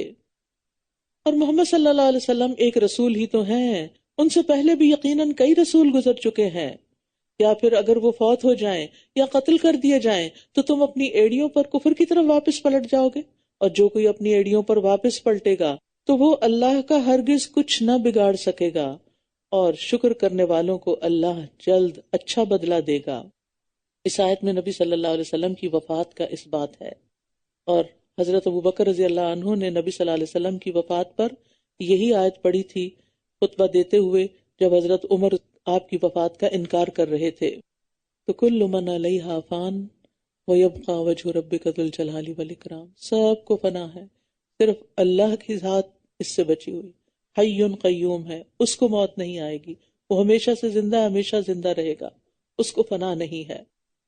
اور کوئی شخص اللہ کے حکم کے بغیر مر نہیں سکتا، موت کا مقرر وقت لکھا ہوا ہے، اور جو کوئی دنیا میں اپنے عمل کا بدلہ چاہتا ہے تو ہم اسے اس میں سے کچھ دے دیتے ہیں، اور جو کوئی آخرت میں اپنی کوششوں کا بدلہ چاہتا ہے تو ہم اسے اس میں سے دے دیں گے، اور ہم شکر کرنے والوں کو جلد اچھا بدلہ دیں گے۔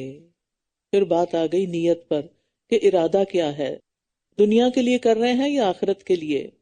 اور کتنے ہی نبی ایسے گزرے ہیں جن کے ساتھ مل کر بہت سے اللہ والوں نے جنگ کی، تو اللہ کی راہ میں انہیں جو کچھ بھی پیش آیا اس پر نہ تو انہوں نے ہمت ہاری، نہ وہ کمزور پڑے، اور نہ ہی وہ دبے، اور اللہ صبر کرنے والوں سے محبت کرتا ہے۔ بار بار صبر کی بات آ رہی ہے، کامیابی کی کنجی ہے صبر۔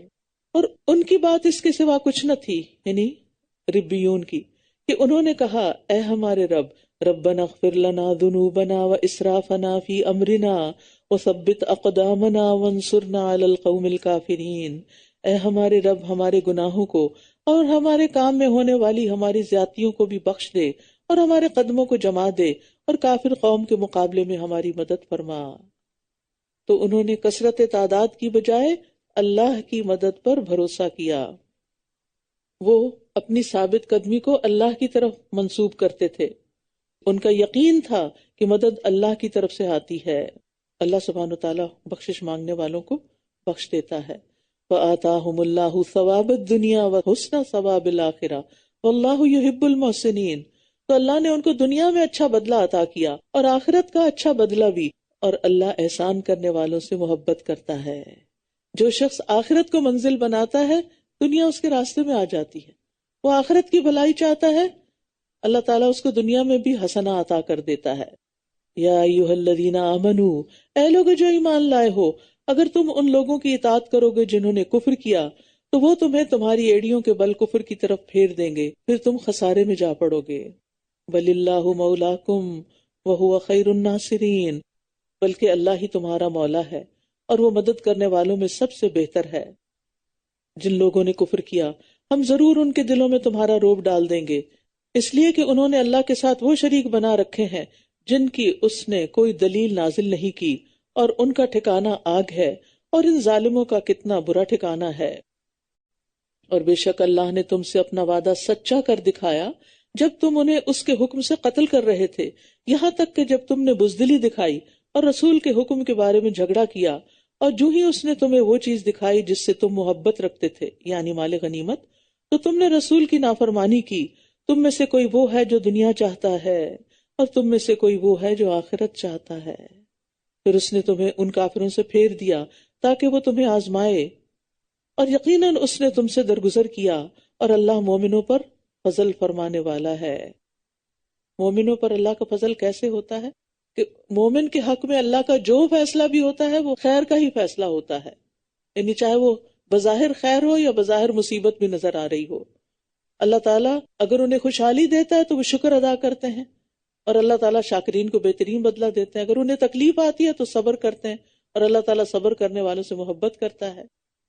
اور یہاں یہ یاد رکھیے کہ اللہ کی نافرمانی اور جھگڑا کرنا اللہ کی مدد میں رکاوٹ بننے کا سبب ہے۔ نبی صلی اللہ علیہ وسلم نے احد والوں کو یہ حکم دیا تھا کہ وہ اپنی جگہ نہیں چھوڑیں گے جب تک کہ پیغام نہ آئے، لیکن انہوں نے چھوڑ دیا، جس کی وجہ سے مشکل پیش آئی، اور پھر آپس میں اختلاف کیا جس کی وجہ سے مشکل پیش آئی، کیونکہ کچھ لوگ سمجھا رہے تھے کہ نہیں جانا چاہیے لیکن کچھ لوگ جانے پر مصر تھے۔ جب تم چڑھتے جا رہے تھے اور کسی ایک کو بھی مڑ کر نہ دیکھتے تھے، حالانکہ رسول تمہیں تمہارے پیچھے سے پکار رہے تھے، تو اللہ نے تمہیں غم پر غم دیا تاکہ تم اس پر رنج نہ کرو جو تم سے چھن گیا ہے، اور نہ اس مصیبت پر جو تمہیں آ پہنچی، اور جو عمل تم کرتے ہو اللہ اس کی خوب خبر رکھنے والا ہے۔ اللہ تعالیٰ چاہتا ہے کہ بندہ غم نہ کرے، اس لیے وہ اس کو غم پہ غم دیتا تاکہ وہ اتنا عادی ہو جائے کہ غم غم نہ رہے۔ مشکلیں اتنی پڑی مجھ پر کہ آسان ہو گئیں۔ غم کیوں نہیں کرنا چاہیے؟ کیونکہ غم انسان کے اندر ایک تنگی اور گھٹن پیدا کر دیتا ہے، انسان بہت سے مفید کاموں سے رک جاتا ہے، کبھی انسان کے اندر نفسیاتی کمپلیکسٹی آ جاتی ہے۔ اگر انسان مطمئن ہوگا، اس کا سینہ کھلا ہوگا، دل کے اندر راحت ہوگی، تو بہت سی باتیں بہت اچھی طرح سمجھ لے گا اور سمجھا بھی لے گا۔ تو ہمیں ہم و غم سے پناہ مانگنے کے لیے کہا گیا، اللہم انی اعوذ بک من الہم والحزن، یہ آخر تک دعا ہے۔ پھر اس نے تم پر غم کے بعد اونگ کی صورت میں امن نازل فرمایا، جس نے تم میں سے ایک گروہ کو ڈھانپ لیا تھا اور ایک گروہ کو ان کی جانوں نے فکر میں ڈال رکھا تھا۔ وہ اللہ کے بارے میں ناحق گمان کر رہے تھے، جاہلیت والا گمان۔ وہ کہہ رہے تھے کیا ہمارے لیے اس معاملے میں کسی چیز کا کوئی اختیار ہے؟ کہہ دیجئے بے شک معاملہ سارے کا سارا اللہ ہی کے اختیار میں ہے۔ وہ اپنے دلوں میں وہ کچھ چھپا رہے تھے جو وہ آپ کے لیے ظاہر نہیں کر رہے تھے۔ وہ کہہ رہے تھے اگر ہمارے لیے اس معاملے میں کچھ بھی اختیار ہوتا تو ہم اس جگہ قتل نہ کیے جاتے۔ کہہ دیجئے اگر تم اپنے گھروں میں بھی ہوتے تو جن لوگوں کے حق میں قتل ہونا لکھ دیا گیا تھا وہ اپنی موت کے مقامات کی طرف نکل پڑتے، اور یہ اس لیے ہوا تاکہ جو کچھ تمہارے سینوں کے اندر ہے اللہ اسے آزما لے، اور تاکہ جو کچھ تمہارے دلوں میں ہے اللہ اسے خالص کر دے، اور اللہ سینوں کے بھید خوب جاننے والا ہے۔ بے شک وہ لوگ جو تم میں سے اس روز پیٹ پھیر گئے جب دونوں جماعتیں آمنے سامنے ہوئی تھیں، دراصل شیطان نے انہی کی بعض کوتاہیوں کی وجہ سے انہیں پھسلا دیا تھا، لیکن اللہ نے انہیں یقیناً معاف کر دیا۔ بے شک اللہ بہت بخشنے والا، بہت بردبار ہے۔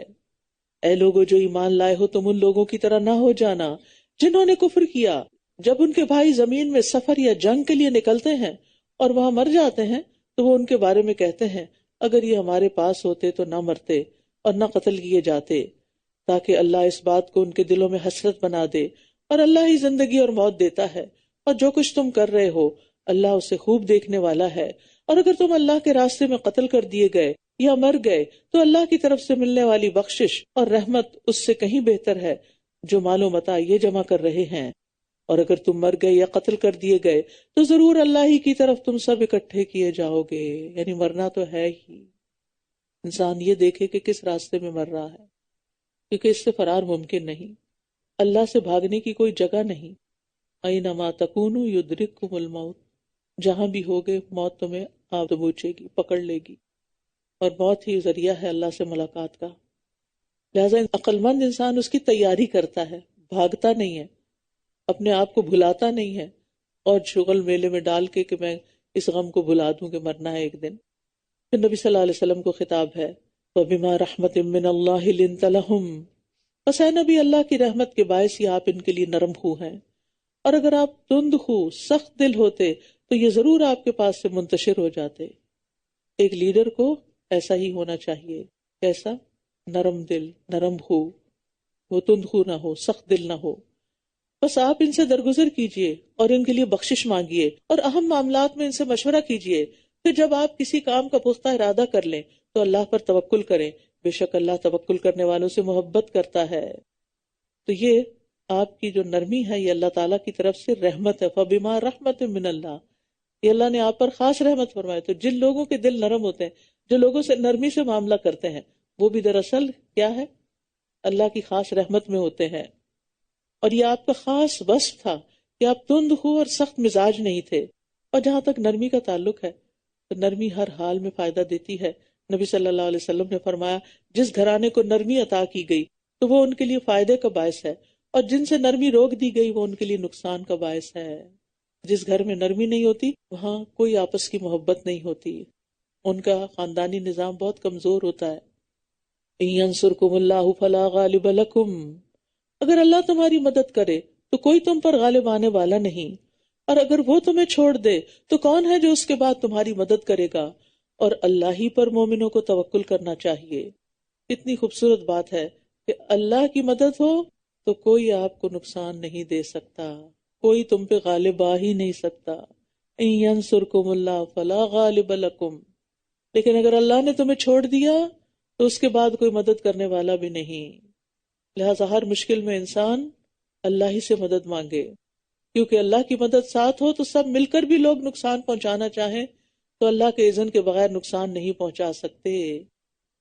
پھر فرمایا کسی نبی کے لیے ممکن ہی نہیں کہ وہ مال غنیمت میں خیانت کرے، اور جو کوئی خیانت کرے گا وہ قیامت کے دن اس چیز کو لے کر آئے گا جو اس نے خیانت کی ہوگی، پھر ہر نفس کو اس کی کمائی کا پورا پورا بدلہ دیا جائے گا اور وہ ظلم نہ کیے جائیں گے۔ خائن جو ہے، خیانت کار جو ہے، وہ ایک عظیم کبیرہ گناہ کا ارتکاب کرتا ہے، اور خیانت سے پھر اس کی بڑی بڑی نیکیاں بھی ضائع ہو جاتی ہیں۔ ایک شخص شہید ہوا کسی جنگ میں تو لوگ کہنے لگے فلاں شہید ہے، تو آپ نے فرمایا ہرگز نہیں، میں نے اسے چادر یا عبا کی چوری کی وجہ سے جہنم میں دیکھا ہے۔ تو مال غنیمت میں خیانت جو ہے وہ شہادت کا اجر بھی ضائع کر دیتی ہے، اور معمولی چیز کی خیانت پر بھی سزا ہے۔ افمن اتبع رضوان اللہ کمن باء بسخط من اللہ ومأواہ جہنم وبئس المصیر، کیا بھلا وہ جو اللہ کی رضا کی پیروی کرے اس کی طرح ہو سکتا ہے جو اللہ کی ناراضگی کے ساتھ پلٹے اور اس کا ٹھکانہ جہنم ہو، اور وہ کتنی بری لوٹنے کی جگہ ہے۔ تو ہمیں اللہ کی ناراضگی کے کاموں سے بھی بچنا چاہیے اور دعا بھی کرنی چاہیے، اللہم انی اعوذ برضاک من سخطک وبمعافاتک من عقوبتک۔ آگے بھی ہے دعا۔ تو یہ جو قرآنی اور مسنون دعاؤں کی کتاب ہے، اس میں یہ دعائیں آپ کو مل جائیں گی۔ رمضان اچھا موقع ہے کہ ان میں دعائیں یاد کر کے مانگ بھی لیں۔ اسی طرح ایک اور دعا، اللہم انی اعوذ بک من زوال نعمتک وتحول عافیتک وفجاءۃ نقمتک وجمیع سخطک، تیری ہر طرح کی ناراضگی سے میں تیری پناہ میں آتا ہوں۔ ہم درجات عند اللہ واللہ بصیر بما یعملون، اللہ کے نزدیک وہ مختلف درجوں میں ہیں اور جو عمل وہ کرتے ہیں اللہ اس کو خوب دیکھنے والا ہے۔ اہل جنت کے بھی درجات ہیں، جنت کے 100 درجے ہیں، اور اہل جہنم کے بھی الگ الگ درجے ہیں، اور یہ ان کے اعمال کے مطابق ہوں گے۔ پھر فرمایا لقد من اللہ علی المؤمنین اذ بعث فیہم رسولا من انفسہم یتلو علیہم آیاتہ ویزکیہم ویعلمہم الکتاب والحکمہ وان کانوا من قبل لفی ضلال مبین۔ یقیناً اللہ نے مومنوں پر احسان کیا جب انہی میں سے ایک رسول ان میں بھیجا، وہ انہیں اللہ کی آیات پڑھ کر سناتا ہے اور ان کا تزکیہ کرتا ہے اور انہیں کتاب اور حکمت کی تعلیم دیتا ہے، اور یقیناً اس سے پہلے وہ کھلی گمراہی میں تھے۔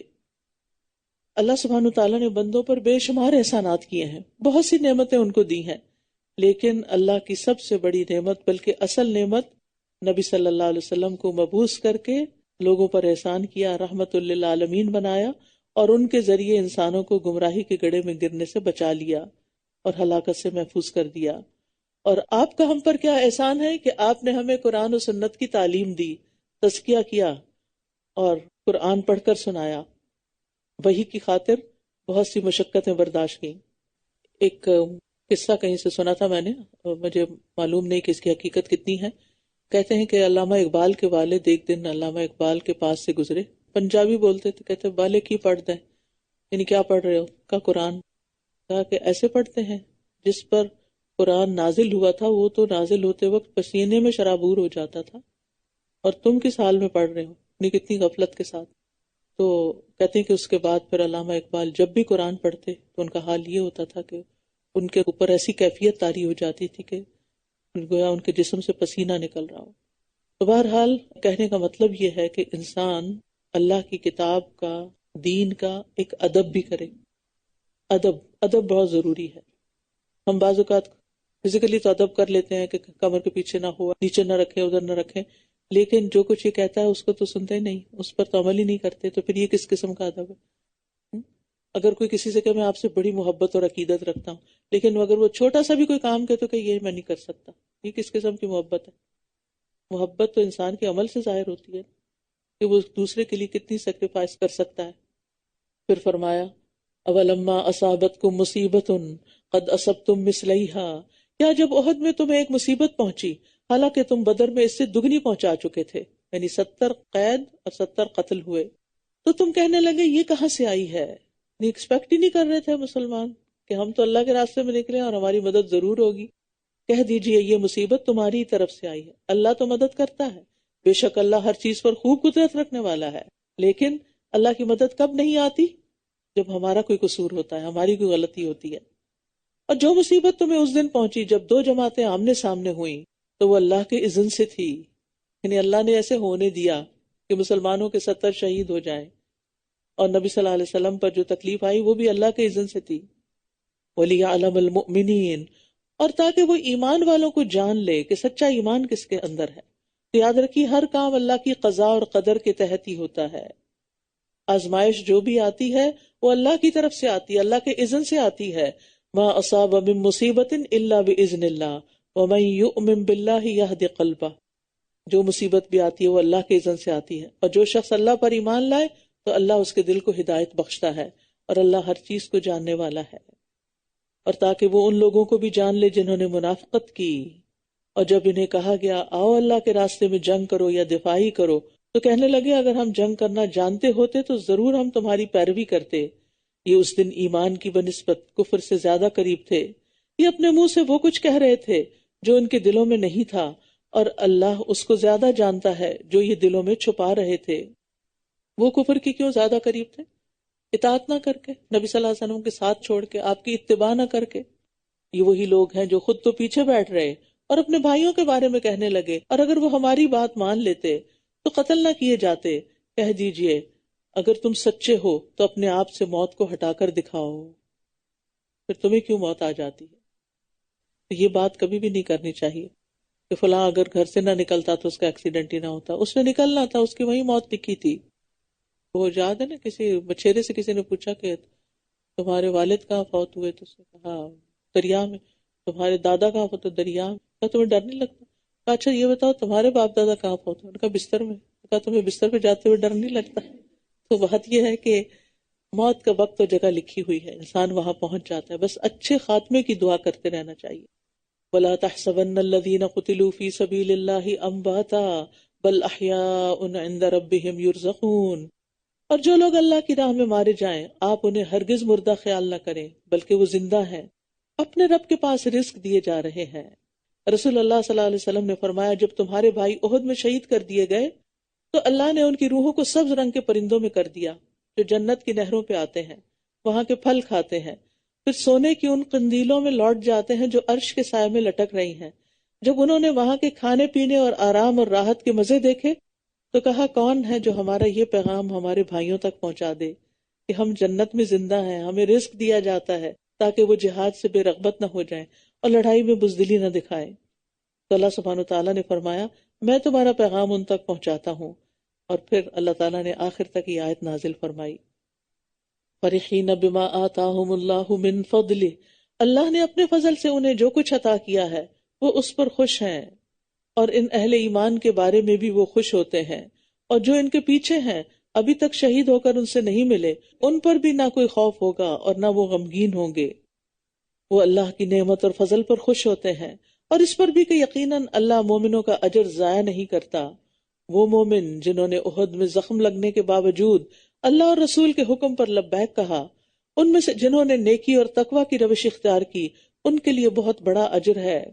وہ لوگ کہ جن سے منافق لوگوں نے کہا کہ لوگ تمہارے خلاف جمع ہو گئے ہیں تو ڈرو ان سے، تو اس بات نے انہیں ایمان میں اور بڑھا دیا، اور وہ کہنے لگے ہمیں اللہ ہی کافی ہے اور وہ بہترین کارساز ہے۔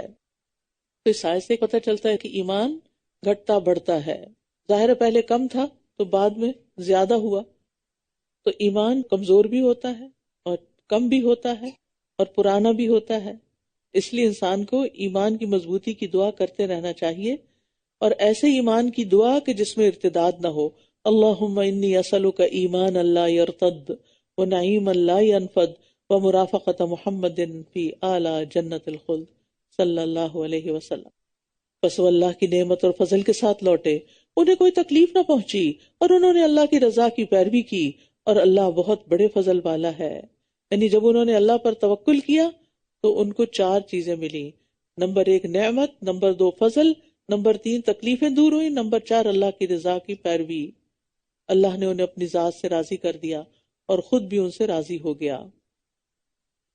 انما ذالکم الشیطان یخوف اولیاءہ، یہ تو شیطان ہی ہے جو تمہیں اپنے دوستوں سے ڈراتا ہے، تو تم ان سے نہ ڈرو اور مجھ ہی سے ڈرتے رہو اگر تم مومن ہو۔ تو شیطان کے ڈرانے سے ڈرنے والا دراصل شیطان کا دوست ہوتا ہے۔ رحمان کے دوست جب اللہ کی رضا کے لیے ثابت قدم رہتے ہیں تو اللہ شیطان کے دوستوں کے بالمقابل اپنی مدد کا وعدہ پورا کرتے ہیں، لیکن جو شیطان سے دوستی کرتے ہیں شیطان اپنا وعدہ پورا نہیں کرتا اور ان کے دل کے اندر خوف پیدا کر دیتا ہے۔ تو ہمیں مخلوق کی بجائے صرف اللہ سے ڈرنا چاہیے۔ اللہ سے ڈرنے والا وہ نہیں جو رو کے اپنی آنکھیں پوچھ لے، بلکہ اللہ سے ڈرنے والا وہ ہوتا ہے جو ہر اس چیز کو چھوڑ دے جس پر عذاب ہوگا۔ تو اللہ کا خوف مطلوب ہے ہم سب سے، مخلوق کی بجائے صرف اللہ سے ڈرنا چاہیے۔ وَإِيَّايَ فَارْهَبُونَ، اور لوگوں کا خوف اپنے دلوں سے نکال دینا چاہیے۔ فَلَا تَخْشَوُا النَّاسَ وَاخْشَوْنِ، تو تم لوگوں سے مت ڈرو اور مجھ سے ڈرو، یعنی اللہ سے ڈرو۔ اور جو لوگ کفر میں بھاگ دوڑ کر رہے ہیں وہ آپ کو غمگین نہ کریں، بے شک وہ اللہ کو ہرگز کچھ بھی نقصان نہیں دے سکتے۔ اللہ چاہتا ہے کہ ان کے لیے آخرت میں کوئی حصہ نہ رکھے اور ان کے لیے بہت بڑا عذاب ہے۔ یقیناً جن لوگوں نے ایمان کے بدلے کفر خرید لیا ہے وہ ہرگز اللہ کا کچھ بھی نہ بگاڑ سکیں گے اور ان کے لیے دردناک عذاب ہے۔ اور کفر کرنے والے ہرگز یہ نہ سمجھیں کہ جو ڈھیل ہم انہیں دے رہے ہیں وہ ان کے حق میں بہتر ہے، بے شک یہ ڈھیل تو ہم انہیں اس لیے دے رہے ہیں تاکہ وہ گناہوں میں مزید بڑھ جائیں اور ان کے لیے رسوا کن عذاب ہے۔ اللہ ایسا نہیں کہ مومنوں کو اسی حال پر چھوڑ دے جس پر تم اس وقت ہو، یہاں تک کہ ناپاک کو پاک سے الگ کر دے، اور نہ ہی اللہ ایسا ہے کہ تمہیں غیب پر مطلع کرے، لیکن اس کے لیے وہ اپنے رسولوں میں سے جسے چاہتا ہے چن لیتا ہے۔ بس اللہ اور اس کے رسولوں پر ایمان لے آؤ، اور اگر تم ایمان لاؤ گے اور تقوی اختیار کرو گے تو تمہارے لیے بہت بڑا اجر ہے۔ خوشخبری ہے، ایمان اور تقوی سے اجر بہت زیادہ ہو جاتا ہے، درجات بلند ہو جاتے ہیں۔ اور وہ لوگ جو اس مال میں بخل سے کام لیتے ہیں جو اللہ نے اپنے فضل سے انہیں عطا فرمایا ہے، وہ ہرگز یہ نہ سمجھے کہ یہ بخل کرنا ان کے لیے بہتر ہے، بلکہ یہ ان کے حق میں بہت برا ہے۔ قیامت کے دن وہ ضرور اسی چیز کا طوق پہنائے جائیں گے جس میں انہوں نے بخل سے کام لیا، اور آسمانوں اور زمین کی میراث اللہ ہی کے لیے ہے، اور جو کچھ تم کرتے ہو اللہ اس سے خوب باخبر ہے۔ یہاں بخل کی بات کی جا رہی ہے۔ بخل سے مراد ان حقوق کو ادا نہ کرنا ہے جو انسان پر واجب ہوں، مثلا گھر والوں کا نان نفقہ دینا، مہمان نوازی کرنا، نیکی کے کاموں کے لیے تیاری کرنا، زکوٰۃ اور عشر وغیرہ دینا۔ اور بخل انسان کی سب سے بدترین صفت ہے، اور رشتہ داروں سے بخل کرنے والوں کے لیے شدید وعید ہے۔ رسول اللہ صلی اللہ علیہ وسلم نے فرمایا، جب کوئی رشتہ دار، بہت غور سے سننے والی بات ہے، جب کوئی رشتہ دار اپنے کسی رشتہ دار کے پاس جا کر کسی ایسی زائد چیز کا سوال کرتا ہے جو اللہ نے اسے عطا کی ہوتی ہے لیکن وہ اس میں بخل کرتا ہے، تو ایسے آدمی کے لیے قیامت کے دن جہنم سے سانپ نکالا جائے گا جو اپنی زبان نکالے ہوئے ہوگا، اور جسے شجاع کہتے ہوں گے اسے ایسے آدمی کا طوق بنا دیا جائے گا۔ یعنی آپ کے پاس ہے، ایکسٹرا ہے، اور ایک آپ کا ضرورت مند رشتہ دار ہے، اس کو ڈیسپریٹلی ضرورت ہے کسی چیز کے لیے، کچھ پیسوں کی یا کچھ چیزوں کی، لیکن آپ اس کو دیتے ہی نہیں، اس کو ٹال مٹول کر دیتے ہیں۔ تو ایسا نہیں کرنا چاہیے، اور آپ کو ڈر یہ ہوتا ہے کہ یہ واپس نہیں کریں گے، بلا شبہ نہ بھی کیا تو ہر روز تو صدقہ لکھا جائے گا، اور ہو سکتا ہے کہ مرنے کے بعد بھی وہ لکھا ہی چلا جاتا رہے، تو اس کی فکر نہ کیا کرے۔ اگر اللہ نے آپ کو وسعت دی ہے معاف کر دیا کرے درگزر، جیسے کل بھی ہم نے سورۃ البقرہ کے اختتام پر پڑھا۔ پھر فرمایا، لقد سمع اللہ قول الذین قالوا ان اللہ فقیر ونحن اغنیاء، یقیناً اللہ نے ان لوگوں کی بات سن لی جنہوں نے کہا کہ اللہ فقیر ہے اور ہم مالدار ہیں، ہم ضرور لکھ لیں گے جو انہوں نے کہا، اور انبیاء کا ناحق قتل کرنا بھی، اور ہم کہیں گے کہ چکھو مزہ جلانے والے عذاب کا، یہ عذاب اس وجہ سے ہے جو تمہارے ہاتھوں نے آگے بھیجا، اور بے شک اللہ بندوں پر قطعاً ظلم کرنے والا نہیں۔ وہ جنہوں نے کہا اللہ نے ہم سے عہد لے رکھا ہے کہ ہم کسی رسول پر ایمان نہ لائیں جب تک کہ وہ ہمارے پاس ایسی قربانی نہ لے آئے جسے آگ کھا لے، کہہ دیجئے تمہارے پاس مجھ سے پہلے کئی رسول واضح نشانیاں لا چکے ہیں، اور وہ بھی جو تم کہہ رہے ہو، پھر تم نے کیوں انہیں قتل کر ڈالا اگر تم سچے ہو؟ پھر اگر وہ آپ کو جھٹلائیں تو یقیناً آپ سے پہلے کئی رسول جھٹلائے گئے جو واضح دلائل اور صحیفے اور روشن کتاب لائے تھے۔ کل نفس ذائقۃ الموت وانما توفون اجورکم یوم القیامہ، ہر شخص موت کا ذائقہ چکھنے والا ہے، اور بے شک تم قیامت کے دن اپنے اعمال کے پورے پورے اجر دیے جاؤ گے۔ تو جو کوئی آگ سے دور کر دیا گیا اور جنت میں داخل کر دیا گیا، یقیناً وہ کامیاب ہو گیا، اور دنیا کی زندگی تو محض دھوکے کا سامان ہے۔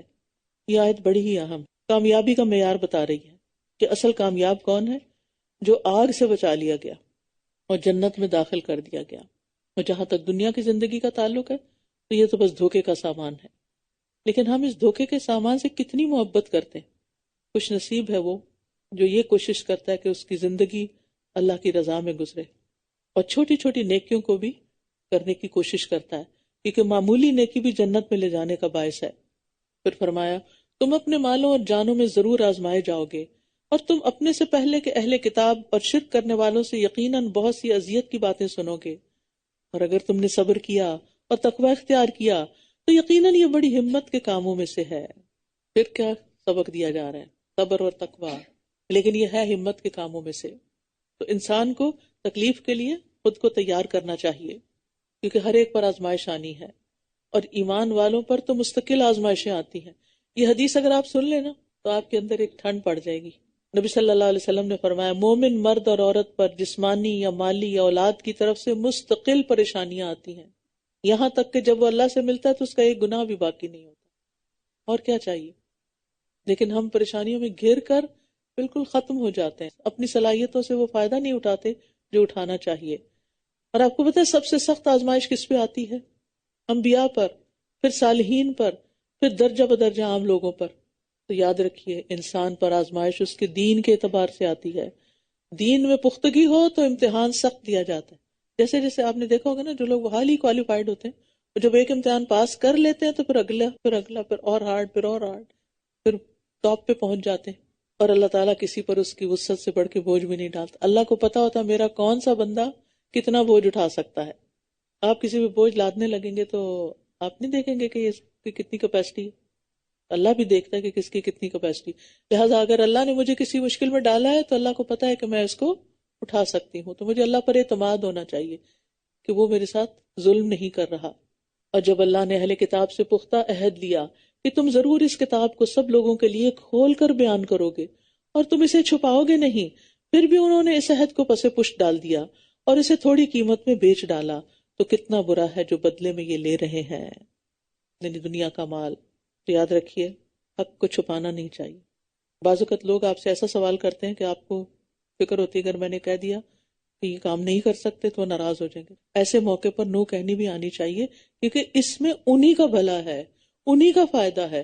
ڈاکٹر جب انجیکشن لگاتا ہے یا سرجری کرتا ہے تو اس کو کوئی فائدہ مل رہا ہوتا ہے؟ اس کو تو خون دیکھ کے دل خراب ہی ہوتا ہوگا نا، اور ہماری گندگی نکال کے اس کو کیا فائدہ؟ فائدہ تو ہمیں ہوتا ہے۔ اسی طرح جب انسان کسی کو اچھی بات بتائے اور وہ نہ مانے تو یہ اس کی آزمائش ہوتی ہے، تکلیف ہوتی ہے، لیکن یہ یاد رکھنا چاہیے کہ جس کو بتایا جا رہا ہے آپ اس کا فائدہ کر رہے ہیں، آپ اس کو نقصان نہیں دے رہے۔ آپ ہرگز ان لوگوں کو کامیاب نہ سمجھیں جو اپنے کیے پر خوش ہوتے ہیں اور وہ پسند کرتے ہیں کہ ان کاموں پر بھی ان کی تعریف کی جائے جو انہوں نے کیے ہی نہیں۔ تو آپ ہرگز انہیں عذاب سے نجات پانے والا نہ سمجھیں، اور ان کے لیے دردناک عذاب ہے۔ کام کر کے اس پہ اترانا، بوسٹنگ کرنا، اور جو نہیں کیے ان پہ تعریف چاہنا، یہ نفاق کی علامت ہے۔ ایسے لوگ اللہ کے لیے نہیں کرتے، تو یہ منافقین کی صفت ہے۔ سچے مومن اس سے آگے ہوتے ہیں۔ وَلِلَّهِ مُلْكُ السَّمَاوَاتِ وَالْأَرْضِ، بار بار یہ سبق آ رہا ہے، ہر چیز اللہ کی ہے، اور آسمانوں اور زمین کی بادشاہت اللہ ہی کی ہے، اور اللہ ہر چیز پر پوری طرح قدرت رکھنے والا ہے۔ اب یہاں سے شروع ہو رہی ہیں سورۃ آل عمران کی آخری آیات۔ رسول اللہ صلی اللہ علیہ وسلم نے فرمایا، آج رات مجھ پر چند آیات نازل ہوئیں، اس آدمی کے لیے ہلاکت ہے جس نے ان کو پڑھا لیکن ان میں غور و فکر نہیں کیا۔ اور وہ آیات یہ ہیں، نبی صلی اللہ علیہ وسلم رات کو جب جاگتے تو مسواک اور وضو کر کے یہ آیات پڑھا کرتے سورت کے اختتام تک۔ ان فی خلق السماوات والارض واختلاف اللیل والنہار لآیات لأولی الالباب، بے شک آسمانوں اور زمین کی تخلیق میں اور رات اور دن کی آمد و رفت میں عقل والوں کے لیے بہت سی نشانیاں ہیں۔ اگر ان پہ آپ غور کرتے ہیں تو آپ عقل والے ہوئے، اور اگر آپ آنکھیں بند کر کے صبح اور شام کر رہے ہیں تو پھر ذرا عقل کو جگائیں۔ کون ہیں یہ عقل والے؟ الذین یذکرون اللہ قیاما وقعودا وعلی جنوبہم ویتفکرون فی خلق السماوات والارض ربنا ما خلقت هذا باطلا سبحانک فقنا عذاب النار۔ وہ لوگ جو کھڑے اور بیٹھے اور اپنے پہلوؤں پر لیٹے اللہ کو یاد کرتے ہیں، اور وہ آسمانوں اور زمین کی تخلیق میں غور و فکر کرتے ہیں اور پکار اٹھتے ہیں، اے ہمارے رب، تو نے یہ سب بے مقصد پیدا نہیں کیا، تو پاک ہے، بس ہمیں آگ کے عذاب سے بچا لے۔ یعنی ان کے دل کو بس ایک ہی غم لگا ہوا ہے کہ کہیں آگ میں نہ چلے جائیں۔ ذکر کرتے ہوئے اور غور و فکر کرتے ہوئے کس چیز کو نہیں بھولتے؟ اپنے انجام کو۔ عقل مند وہی ہوتا ہے جو انجام سامنے رکھ کے سفر کرے۔ اور ذکر بھی کسی حال میں اور کسی وقت نہیں چھوڑنا چاہیے، اس لیے کھڑے اور بیٹھے اور لیٹے ہر حالت کی بات آ گئی. اور اسی طرح دن کے کناروں پر، اسی طرح ایک اور جگہ پر آتا ہے یا ایھا الذین آمنوا اذکروا اللہ ذکرا کثیرا. ہمیں بہت زیادہ ذکر کی عادت ڈالنی چاہیے کیونکہ یہ ہر چیز سے بہتر عمل ہے. ربنا انک من تدخل النار فقد اخزیتہ وما للظالمین من انصار. اے ہمارے رب، بے شک جسے تو آگ میں داخل کرے گا تو حقیقتاً تو نے اسے رسوا کر دیا اور ظالموں کے لیے کوئی مددگار نہیں. اے ہمارے رب، ہم نے ایک پکارنے والے کو سنا جو ایمان کی طرف پکار رہا تھا کہ تم اپنے رب پر ایمان لے آؤ، تو ہم ایمان لے آئے. اے ہمارے رب، ہمارے لیے ہمارے گناہوں کو بخش دے اور ہماری برائیوں کو ہم سے دور کر دے اور ہمیں نیک لوگوں کے ساتھ فوت کر. تو اسی صورت میں ہوگا نا جب نیک لوگوں کے بیچ میں رہتے ہوں گے، نیک مجالس کو اپنے لیے لازم سمجھیں گے، کھانا پینا اٹھنا بیٹھنا معاملات نیک لوگوں کے ساتھ ہوں گے. تو ہم سب کو اپنی دوستیوں پر غور کرنا چاہیے، اپنے ریلیشنز پر دیکھنا چاہیے کہ ہمارا دل زیادہ کہاں لگتا ہے، اور جن کے ساتھ ہم بیٹھتے ہیں جب ان کے پاس سے اٹھتے ہیں تو ایمان بڑھ چکا ہوتا ہے یا گھٹ چکا ہوتا ہے. یہ بڑی خوبصورت دعا ہے، توفنا مع الابرار. اور منادی سے مراد یہاں یا تو رسول اللہ صلی اللہ علیہ وسلم ہے، یا قرآن ہے، یا ہر وہ شخص جو دین کی طرف بلائے. ربنا وآتنا ما وعدتنا على رسلک ولا تخزنا یوم القیامہ انک لا تخلف المیعاد.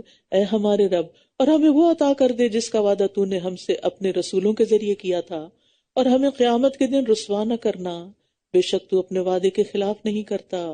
اللہ اپنے وعدوں میں بہت سچا ہے.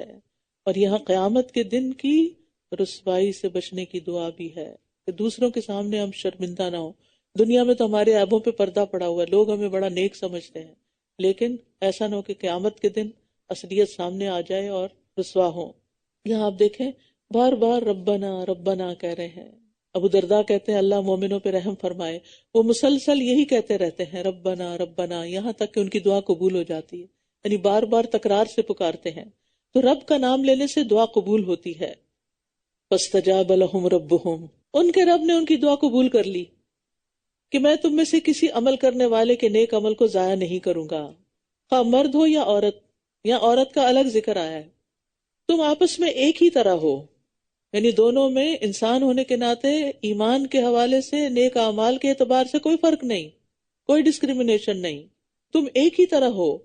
تو وہ لوگ جنہوں نے ہجرت کی، مردوں نے بھی کی تھی اور عورتوں نے بھی، اور جو اپنے گھروں سے نکال دیے گئے، خود ہجرت نہیں کی، لوگوں نے نکال دیا، ظالموں نے نکال دیا، اور میرے راستے میں ستائے گئے کسی بھی طرح، چاہے فزیکلی چاہے مینٹل ٹارچر دیے گئے، اور انہوں نے جنگ کی اور مارے گئے، ان کی جانیں چلی گئیں، میں ضرور ان سے ان کی برائیاں دور کر دوں گا. یہ بڑی بڑی قربانیاں دینے والے لوگ ہیں، اور میں ضرور انہیں ایسے باغات میں داخل کروں گا جن کے نیچے نہریں بہ رہی ہوں گی. یہ بدلہ ہے اللہ کی طرف سے، اور اللہ ہی ہے جس کے پاس اچھا بدلہ ہے. ان سارے غموں دکھوں تکلیفوں پریشانیوں نقصانوں کا بدلہ اللہ ہی دے سکتا ہے، کسی بندے کے پاس کچھ نہیں. یاد رکھیے اس آیت سے پتہ چلتا ہے کہ مرد اور عورت اللہ کے ہاں درجات حاصل کرنے میں یکساں ہیں. کسی عورت کو اس لیے پیچھے نہیں کر دیا جائے گا کہ وہ عورت ہے اور وہ جتنے مرضی چاہے نیک کام کرے اس کا اجر مرد سے کم ہے. جیسے دنیا میں اب بھی ترقی یافتہ ملکوں میں بعض اوقات عورتوں کی ویجز مردوں کے مقابلے میں کم ہوتی ہیں. اللہ کے ہاں عورتوں کی ویجز کم نہیں ہوگی، بدلہ کم نہیں ہوگا. اور پھر آپ دیکھیں اللہ کی خاطر ہجرت کرنا، یعنی جنہوں نے دین کی خاطر اپنی خوشی سے ہجرت کی، اپنے وطن مال منال سب کو خیر بات کہہ کر دارالہجرہ میں پہنچ گئے، اور پھر وہاں بھی ان پر ظلم و ستم ڈھائے گئے ان کے دشمنوں کی طرف سے. انہیں سخت اذیتیں دے کر گھر بار چھوڑنے پر مجبور کر دیا گیا، کسی طرح چین سے نہ بیٹھنے دیا گیا، طرح طرح کی تکلیفوں کا نشانہ بنایا گیا. لیکن پھر بھی وہ ایمان پر، دین پر، حق پر ثابت قدم رہے، کیونکہ وہ اپنے ایمان میں سچے لوگ تھے. ورنہ ہمیں تو ذرا بھی اللہ کے راستے مشکل پیش آ جائے، میں چھوڑ رہی ہوں کورس، مجھ سے نہیں مینج ہو رہا، پیچھے ہٹ جاتے ہیں. ذرا سی تکلیف آئی، ذرا سی کوئی بات کر دے، ذرا سا کوئی کمنٹ پاس کر دے تو ہم سب کچھ چھوڑنے کو تیار ہو جاتی. کیسا ایمان ہے ہمارا؟ اگر ہم اللہ کی خاطر کر رہے ہیں تو کسی کی باتوں سے کیسے پیچھے ہٹ سکتے ہیں؟ لا یغرنک تقلب الذین کفروا فی البلاد، جن لوگوں نے کفر کیا ان کا شہروں میں چلنا پھرنا آپ کو ہرگز دھوکے میں نہ ڈالے کہ یہ ترقی یافتہ لوگ ہیں، یہ کامیاب لوگ ہیں، کیونکہ یہ کامیابی کا معیار بنایا ہوا لوگوں نے کہ جس کی موومنٹ بہت زیادہ ہو، جس کے پاس مال و متاع بہت زیادہ ہو، لیکن بات یہ ہے کہ یہ سب کچھ ان کے لیے دنیا میں ہی ہے. جب وہ آخرت میں پہنچیں گے تو ان کے پاس ایک نیکی بھی نہیں ہوگی کہ اس کا بدلہ دیا جائے. لہٰذا ایسے لوگوں کی دنیا سے مروب نہ ہو، امپریس نہ ہو، کیونکہ یہ ساری رونقیں جلد ختم ہو جائیں گی، اور جب کوئی مرتا ہے تو ساتھ کچھ بھی نہیں لے جاتا. ایسی شان و شوکت سے مروب ہونے کی ضرورت نہیں. متاع قلیل ثم مأواہم جہنم وبئس المہاد. یہ تھوڑا سا فائدہ ہے، چند دن کا فائدہ ہے، پھر ان کا ٹھکانہ جہنم ہے، اور وہ کتنا برا ٹھکانہ ہے. رسول اللہ صلی اللہ علیہ وسلم نے فرمایا اگر اللہ کے ہاں دنیا کی قدر و قیمت مچھر کے پر کے برابر بھی ہوتی تو وہ اس میں سے کسی کافر کو پانی کا ایک گھونٹ بھی نہ پلاتا. یہ دنیا جس کی قدر و قیمت مچھر کے پر کے برابر بھی نہیں، اس میں اگر کسی کے پاس ڈھیروں مال و متاع بھی ہو تو کوئی بڑی بات نہیں، اس پر ریجھنا نہیں چاہیے. لیکن وہ لوگ جنہوں نے اپنے رب کا تقوی اختیار کیا، ان کے لیے ایسے باغات ہیں جن کے نیچے نہریں بہتی ہیں، وہ ان میں ہمیشہ رہنے والے ہیں. یہ اللہ کی طرف سے مہمانی ہے، اور نیک لوگوں کے لیے جو کچھ اللہ کے پاس ہے وہ بہت بہتر ہے. اور بے شک اہل کتاب میں سے کچھ ایسے بھی ہیں جو اللہ پر ایمان لاتے ہیں اور اس پر جو تمہاری طرف نازل کیا گیا اور اس پر بھی جو ان کی طرف نازل کیا گیا تھا. اللہ کے لیے عاجزی اختیار کرنے والے ہیں، اللہ کی آیات کو تھوڑی سی قیمت کے عوض بیچ نہیں ڈالتے. ایسے ہی لوگوں کا اجر ان کے رب کے پاس ہے، بے شک اللہ جلد حساب لینے والا ہے. تو اہل کتاب میں سے جو لوگ سچے مسلمان ہوئے، یہ ان کی صفات بیان کی جا رہی ہیں کہ وہ اللہ سے ڈرنے والے ہیں، یعنی ایمان لا کر، اور اللہ کی آیات کے بدلے دنیاوی مفاد حاصل نہیں کرتے. نصارہ میں ایسے لوگ زیادہ تھے، یہود میں کم تھے. یا ایھا الذین آمنوا اصبروا وصابروا ورابطوا واتقوا اللہ لعلکم تفلحون. اے لوگو جو ایمان لائے ہو، صبر کرو اور مقابلے میں مضبوط رہو اور ڈٹے رہو، اور اللہ کا تقوی اختیار کرو تاکہ تم کامیاب ہو جاؤ.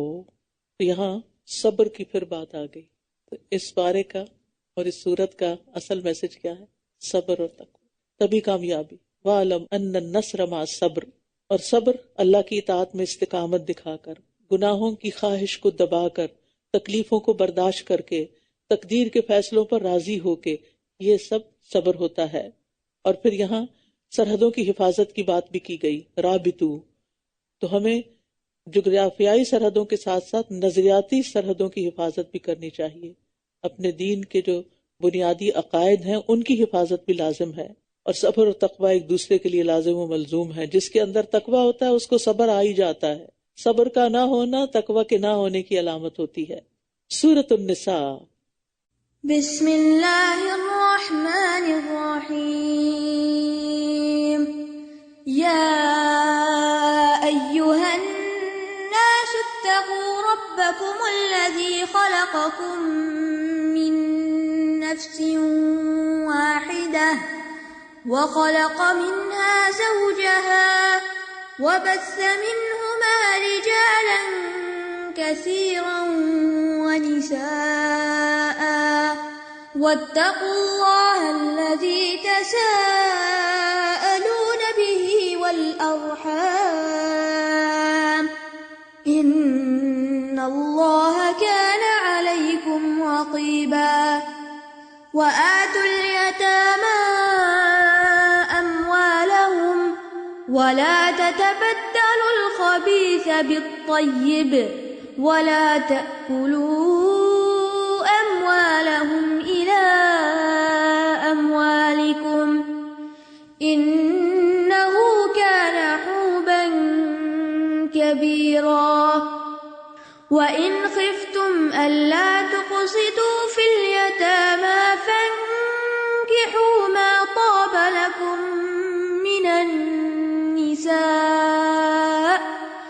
مِّنَ النِّسَاءِ مَثْنَىٰ وَثُلَاثَ وَرُبَاعَ. فَإِنْ خِفْتُمْ أَلَّا تَعْدِلُوا فَوَاحِدَةً أَوْ مَا مَلَكَتْ أَيْمَانُكُمْ ذَلِكَ أَدْنَىٰ أَلَّا تَعُولُوا.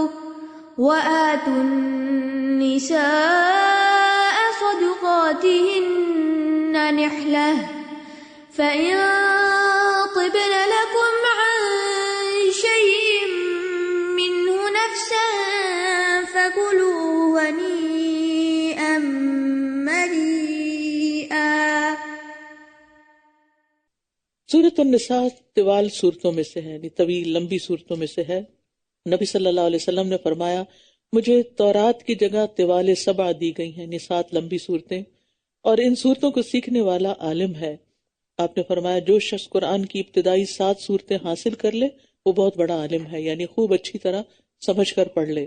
یا ایھا الناس اتقوا ربکم الذی خلقکم من نفس واحدہ، اے لوگو اپنے رب سے ڈرو جس نے تمہیں ایک جان سے پیدا کیا اور اسی سے اس کا جوڑا بنایا، اور ان دونوں سے بہت سے مرد اور عورتیں دنیا میں پھیلا دیے، اور اللہ سے ڈرو جس کا واسطہ دے کر تم ایک دوسرے سے حقوق کا سوال کرتے ہو، اور رشتہ داریاں کاٹنے سے بھی بچو، بے شک اللہ تم پر پوری طرح نگران ہے۔ اس آیت سے پتہ چلتا ہے کہ تمام لوگ آدم کی اولاد ہیں، من نفس واحدہ، ساری نسل انسانی آئی ہے، اور پھر انہی سے حضرت حوا پیدا کی گئیں۔ تو یہ آیت تمام انسانوں کے درمیان ایک انسانی رشتہ پیدا کرتی ہے کہ سب آدم علیہ السلام کے بچے ہیں، لہٰذا ہر انسان سے خیر خواہی کرنی چاہیے، ہر ایک سے اچھا سلوک کرنا چاہیے، کوئی مسلم ہو نان مسلم ہو، کوئی اپنا ہو کوئی پرایا ہو، کوئی کسی رنگ کا ہو کسی زبان کا ہو۔ اور یہاں اس کلچر میں رہتے ہوئے تو آپ کو ہر طرح کے لوگوں سے واسطہ پڑتا ہے، جس کو بھی آپ دیکھیں کہیں آدم کی اولاد میں سے ہے، اس لحاظ سے ہمارا کہیں نہ کہیں سے کوئی رشتہ داری ہے، اس سے ہمیں نہیں پتا لیکن یہ بھی ہمارا رشتہ داری ہے۔ اور پھر خاص طور پر صلہ رحمی کی اہمیت کو اجاگر کیا گیا کہ جو قریب کے رشتے ہیں ان کو جوڑ کے رکھو، اور پھر اگر وہ اچھا سلوک نہ بھی کریں تب بھی تم رشتہ داروں سے اچھا سلوک کرو۔ آپ صلی اللہ علیہ وسلم نے فرمایا بدلے میں صلہ رحمی کرنا صلہ رحمی نہیں ہے، بلکہ صلہ رحمی کرنے والا وہ ہے کہ جب اس کے ساتھ رشتہ کاٹا جا رہا ہو تب بھی وہ صلہ رحمی کرے، تب بھی وہ جوڑے۔ پھر فرمایا اور یتیموں کے مال ان کو دے دو، اور تم ناپاک مال کو پاک سے تبدیل نہ کرو، اور ان کے مال اپنے مالوں کے ساتھ ملا کر کھا نہ جاؤ، یقیناً یہ بہت بڑا گناہ ہے۔ تو مطلب یہ ہے تتبدلو، اپنا حلال مال چھوڑ کر یتیم کا مال نہ لو، یہ تمہارے لیے حرام ہے۔ اور یتیم کی پرورش کرنے پر اور اس کا خیال رکھنے پر بہت بڑا اجر بھی ہے، یعنی یتیم کو دھوکہ دینا، اس کا مال کھانا جرم ہے تو اس کا خیال رکھنا بہت بڑی نیکی ہے۔ نبی صلی اللہ علیہ وسلم نے فرمایا اپنے یا کسی دوسرے کے یتیم بچے کی پرورش کرنے والا، کسی رشتہ دار کے یا غیر رشتہ دار کے، میں اور وہ جنت میں اس طرح ہوں گے بشرطے کہ وہ اللہ سے ڈرتا ہو۔ امام مالک نے شہادت والی اور درمیانی انگلی سے اشارہ کیا، یعنی 2 کو اکٹھا کیا۔ آپ صلی اللہ علیہ وسلم نے فرمایا جس نے کسی اپنے یا دوسرے آدمی کے یتیم بچے کو اپنے ساتھ ملا لیا، یعنی اس کی پرورش کی، تربیت کی، یہاں تک کہ اللہ اسے غنی کر دے، وہ جوان ہو جائے، اپنے پاؤں پہ کھڑا ہو جائے، تو اس کے لیے جنت واجب ہو جاتی۔ اس لیے جن خواتین کے بچے نہیں ہوتے اور وہ بچہ اڈاپٹ کرنا چاہتی ہیں تو وہ کوشش کریں کہ یتیم بچہ لیں، تاکہ یتیم کو پالنے کا اجر و ثواب بھی مل جائے، اس کے بدلے میں جنت۔ کیونکہ ہم عام طور پر بچہ کیوں اڈاپٹ کرنا چاہتے ہیں؟ تاکہ ہمارا سہارا بنے نا، دنیا کا فائدہ سوچتے ہیں، لیکن آپ آخرت کا فائدہ سوچ کر یعنی بچے کو اڈاپٹ کریں۔ اور یہ ضروری نہیں کہ جن کے بچے نہیں وہی اڈاپٹ کریں، وہ بھی کر سکتے ہیں جن کے بچے ہیں۔ اور اگر تمہیں ڈر ہو کہ تم یتیم لڑکیوں سے انصاف نہ کر سکو گے تو دوسری عورتوں میں سے جو تمہیں پسند آئیں 2 اور 3 اور 4 سے نکاح کر لو۔ پھر اگر تمہیں ڈر ہو کہ ان کے درمیان عدل نہ کر سکو گے تو ایک ہی بیوی کافی ہے، یا تمہارے دائیں ہاتھ جن کنیزوں کے مالک ہوئے یہ زیادہ مناسب ہے کہ تم ناانصافی کر کے ایک کی طرف جھک نہ جاؤ۔ دور جاہلیت میں خواتین سے شادی کرنے پر تعداد پہ کوئی پابندی نہیں تھی۔ بعض لوگ جب اسلام لائے تو 10 بیویاں تھیں ان کے پاس، تو نبی صلی اللہ علیہ وسلم نے ان کو باقی کو طلاق دینے کا حکم دیا، اور پھر اقصی حد یعنی آخری حد مقرر کر دی کہ اس سے زیادہ شادی نہیں کر سکتے۔ یہاں پر یہ حکم نہیں دیا جا رہا بلکہ ایک مسئلے کا حل بتایا جا رہا ہے۔ وَآتُوا النِّسَاءَ صَدُقَاتِهِنَّ نِحْلَةً وَإِن طِبْنَ لَكُمْ عَن شَيْءٍ مِّنْهُ نَفْسًا فَكُلُوهُ هَنِيئًا مَرِيئًا، اور عورتوں کو نکاح کے وقت ان کے مہر خوش دلی سے دیا کرو، پھر اگر وہ خود اپنی خوشی سے کوئی چیز تمہارے لیے مہر میں سے چھوڑ دیں تو اسے خوشگواری اور مزے سے کھاؤ۔ یہاں عورت کے حق کے مہر کا واجب ہونا پتہ چل رہا ہے۔ اور دور جاہلیت میں لوگ عورتوں کا مہر خود رکھ لیتے تھے، یعنی والدین خود رکھ لیتے تھے اور انہیں کچھ نہیں دیتے تھے، یا پھر مرد حضرات دیتے ہی نہیں تھے، کہہ دیتے لیکن اس کے بعد ادا نہیں کرتے۔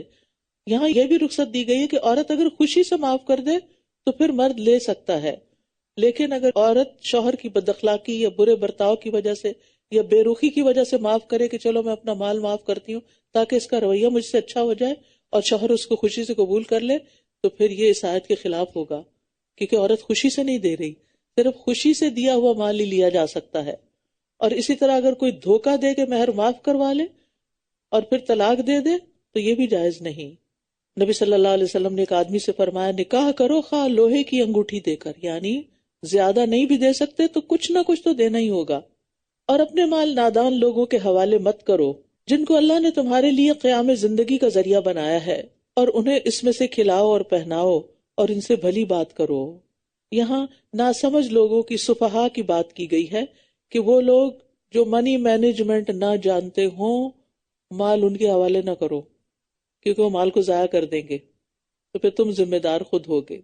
اور ایسے بندوں کی دعا بھی قبول نہیں ہوتی. حدیث میں آتا ہے وہ آدمی جس نے بے وقوف یعنی ایسے ناتجربہ کار شخص کو مال دے دیا، حالانکہ اللہ نے فرمایا وَلَا تُؤْتُوا السُّفَهَاءَ أَمْوَالَكُمْ، اپنے مال بے وقوفوں کے حوالے نہ کرو.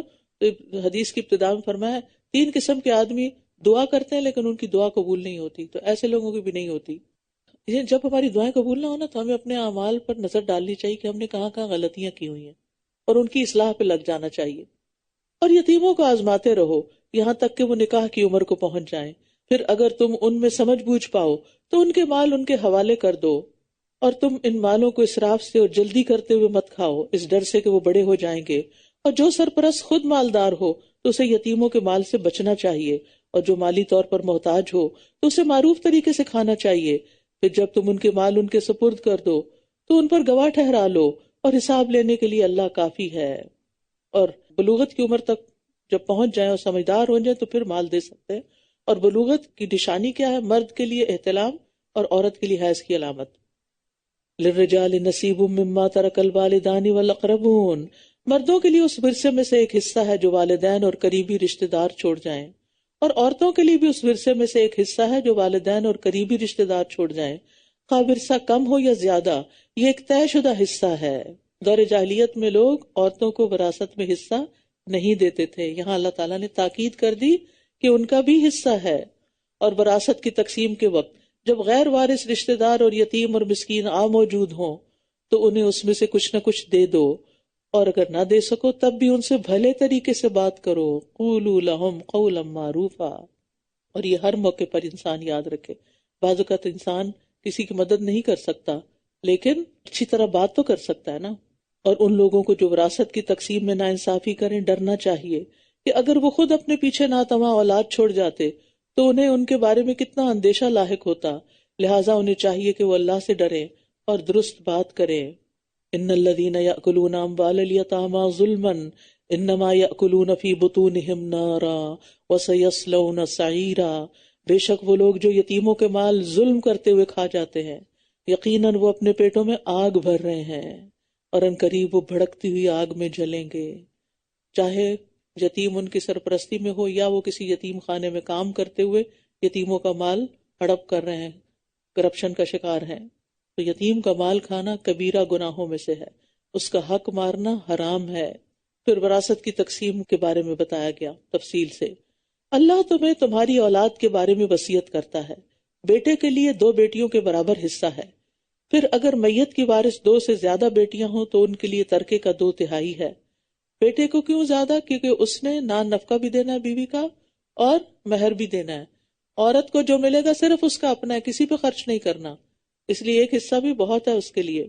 اور اگر ایک ہی بیٹی وارث ہو تو اس کے لیے ترکے میں سے آدھا ہے. اب یہاں زیادہ مل رہا ہے. اور اگر اس میت کی کوئی اولاد ہو تو اس کے والدین میں سے ہر ایک کو ترکے کا 6واں حصہ ملے گا. اور اگر وہ صاحب اولاد نہ ہو اور اس کے والدین ہی اس کے وارث ہو تو ماں کے لیے ترکے کا 3واں حصہ ہوگا. اور اگر اس میت کے بہن بھائی بھی ہوں تو اس کی ماں کے لیے 6واں حصہ ہوگا. یہ تقسیم میت کی وصیت پوری کر لینے کے بعد ہے جس کی وہ وصیت کر گئی، یا قرض کی ادائیگی کے بعد ہوگی. تم نہیں جانتے کہ تمہارے والدین اور تمہاری اولاد میں سے کون فائدہ پہنچانے میں تم سے قریب تر ہے. بعض اوقات انسان کا رجحان پیرنٹس کی طرف زیادہ ہوتا ہے، بعض اوقات بچوں کی طرف زیادہ ہوتا ہے اور وہ دوسرے کا حق مار دیتے ہیں. تو ایسی صورت میں اللہ کے حکم پر عمل کرنا چاہیے، نہ کہ اپنی خواہشات اور جذبات کے مطابق فیصلہ. یہ تقسیم اللہ کی طرف سے کیا ہے؟ ایک فریضہ ہے. بے شک اللہ بہت علم والا، کمال حکمت والا ہے، لہٰذا اس نے اپنے علم اور حکمت کی بنا پر تمہیں یہ حکم دیا ہے. اور اگر تمہاری بیویاں صاحب اولاد نہ ہوں تو ان کے ترکے میں تمہارے لیے آدھا حصہ ہوگا. پھر اگر ان کی اولاد ہو تو تمہارے لیے ان کے ترکے میں سے 4واں حصہ ہوگا. وصیت پوری کرنے کے بعد جو وہ کر جائیں یا ادائیگی قرض کے بعد، اور اگر تم صاحب اولاد نہ ہو تو ان بیویوں کے لیے اس میں سے جو تم نے چھوڑا چوتھا حصہ ہوگا، پھر اگر تمہاری اولاد ہو تو ان کے لیے ترکے میں سے 8واں حصہ ہوگا۔ وصیت پوری کرنے کے بعد جو تم کر جاؤ یا قرض کی ادائیگی کے بعد، اور اگر کوئی مرد یا عورت جس کا ورثہ لیا جا رہا ہو بے اولاد ہو اور اس کے ماں باپ بھی نہ ہو مگر اس کا ایک بھائی اور ایک بہن ہو تو ان دونوں میں سے ہر ایک کا چھٹا حصہ ہوگا۔ پھر اگر وہ اس سے زیادہ ہوں تو وہ سب ترکے کے 1/3 میں شریک ہوں گے۔ یہ سب تقسیم وصیت پوری کرنے کے بعد جس کی وصیت کی جائے یا قرض کی ادائیگی کے بعد کسی کو نقصان دیے بغیر کی جائے گی۔ یہ اللہ کی طرف سے ایک وصیت ہے اور اللہ خوب جاننے والا بہت بردبار ہے۔ وصیت میں تکلیف پہنچانا کبیرہ گناہوں میں سے ہے اور اس کی بہت سی صورتیں ہیں، مثلا کسی وارث کے لیے وصیت کر دینا، 1/3 سے زیادہ مال کی وصیت کر دینا، ضرورت مند وارث کو وراثت دینے سے بچنے کے لیے 1/3 مال کی وصیت کر جانا، تو یہ درست صورتیں نہیں ہیں وصیت کی۔ وارث اگرچہ غنی ہو لیکن ایسی وصیت درست نہیں کہ ان کا حق مارا جائے، ان کا حق نہیں مارا۔ ہم یہ سوچتے ہیں فلاں کے پاس تو بہت ہے، اس کو کیا چاہیے، لہٰذا آدھا مال دے دو فلاں کو، وہ غریب ہے۔ نہیں، آپ اپنی مرضی نہیں کر سکتے، یہ اللہ کا قانون ہے جس کی پابندی کرنی ہوگی ایز اے مسلم۔ اور یہ بھی یاد رکھے کہ یہاں لکھا ہوا ہے وصیت اور پھر قرض، لیکن عملی طور پر نبی صلی اللہ علیہ وسلم کی سنت سے پتہ چلتا ہے کہ میت جو مال چھوڑ جائے پہلے قرضہ ادا کیا جائے، اگر اس کی زکوٰۃ رہتی ہے وہ دی جائے، اگر اس کا حج رہتا ہے وہ کروایا جائے، اگر اس نے مہر نہیں دیا وہ دیا جائے، اور اگر کسی سے کچھ پیسہ لیا تھا وہ واپس کیا جائے، اس کے بعد باقی مال میں سے وصیت پوری کی جائے، پھر وارثوں کو تقسیم کیا جائے۔ تلک حدود اللہ ومن یطع اللہ ورسولہ یدخلہ جنات تجری من تحتها الانہار خالدین فیہا وذالک الفوز العظیم۔ یہ اللہ کی حدود ہیں، اور جو کوئی اللہ اور اس کے رسول کی اطاعت کرے گا وہ اسے ایسے باغات میں داخل کرے گا جن کے نیچے نہریں بہتی ہیں، وہ ان میں ہمیشہ رہنے والے ہیں، اور یہ بہت بڑی کامیابی ہے۔ وراثت اللہ کی حدود ہیں، اور جو کوئی اللہ اور اس کے رسول کی نافرمانی کرے گا اور اس کی مقرر کردہ حدود سے تجاوز کرے گا وہ اسے آگ میں داخل کرے گا جس میں وہ ہمیشہ رہے گا، اور اس کے لیے رسوا کن عذاب ہے۔ تو وراثت کی تقسیم میں ڈنڈی نہیں مارنی چاہیے، اس سے انسان کی آخرت رزق پہ آ جاتی ہے۔ اور تمہاری عورتوں میں سے جو بے حیائی یعنی زنا کا ارتکاب کرے تو ان کے اس جرم پر اپنے مردوں میں سے 4 گواہ طلب کرو، پھر اگر وہ گواہی دے دیں تو ان کو سزا کے طور پر گھروں میں روک رکھو یہاں تک کہ انہیں موت آ جائے یا اللہ ان کے لیے کوئی اور راستہ بنا دے۔ اور تم میں سے وہ 2 مرد جو اس برائی کا ارتکاب کریں تو ان دونوں کو ایذا دو، پھر اگر وہ دونوں توبہ کر لیں اور اصلاح کر لیں تو ان سے اعراض برتو، بے شک اللہ بہت توبہ قبول کرنے والا نہایت رحم کرنے والا ہے۔ زنا جیسے گناہ کے بعد بھی توبہ کا دروازہ کھلا ہے۔ بے شک اللہ کی ذمہ تو ان لوگوں کی توبہ قبول کرنا ہے جو جہالت اور نادانی کی وجہ سے برائی کا ارتکاب کرتے ہیں، لا علمی میں جذبات سے مغلوب ہو کر پھر جلد ہی موت سے پہلے توبہ کر لیتے ہیں، تو یہی وہ لوگ ہیں جن پر اللہ مہربان ہوتا ہے، اور اللہ بہت علم والا بہت حکمت والا ہے۔ اللہ سبحانہ وتعالیٰ فرماتے ہیں مجھے اپنی عزت اور اپنے جلال کی قسم جب تک وہ مجھ سے معافی مانگتے رہیں گے میں انہیں معاف کرتا رہوں گا۔ لہٰذا بڑے سے بڑا گناہ بھی ہو جائے تو اللہ کی رحمت سے مایوس نہ ہو، اللہ تعالیٰ معاف فرمانے والا ہے۔ اور توبہ قبول نہیں ہوتی ان لوگوں کی جو برے عمل کرتے رہتے ہیں، یہاں تک کہ جب ان میں سے کسی ایک کو موت آتی ہے تو وہ کہتا ہے بے شک میں اب توبہ کرتا ہوں، اور نہ ہی توبہ کی قبولیت ان لوگوں کے لیے ہے جو کفر کی حالت میں مر جاتے ہیں، یہی وہ لوگ ہیں جن کے لیے ہم نے دردناک عذاب تیار کر رکھا ہے۔ اے لوگو جو ایمان لائے ہو، تمہارے لیے حلال نہیں کہ تم زبردستی بیوہ عورتوں کے وارث بن بیٹھو، اور نہ ہی انہیں ناپسند ہونے کے باوجود اس لیے روک رکھو کہ تم نے انہیں جو مہر دیا ہے اس کا کچھ حصہ واپس لے لو، مگر یہ کہ وہ کھلی بے حیائی کا ارتکاب کریں، اور ان کے ساتھ بھلے طریقے سے گزر بسر کرو۔ وعاشروہن بالمعروف، پھر اگر تم انہیں ناپسند بھی کرتے ہو تو ہو سکتا ہے کہ ایک چیز تمہیں ناپسند ہو اور اللہ اس میں بہت سی بھلائی ڈال دے۔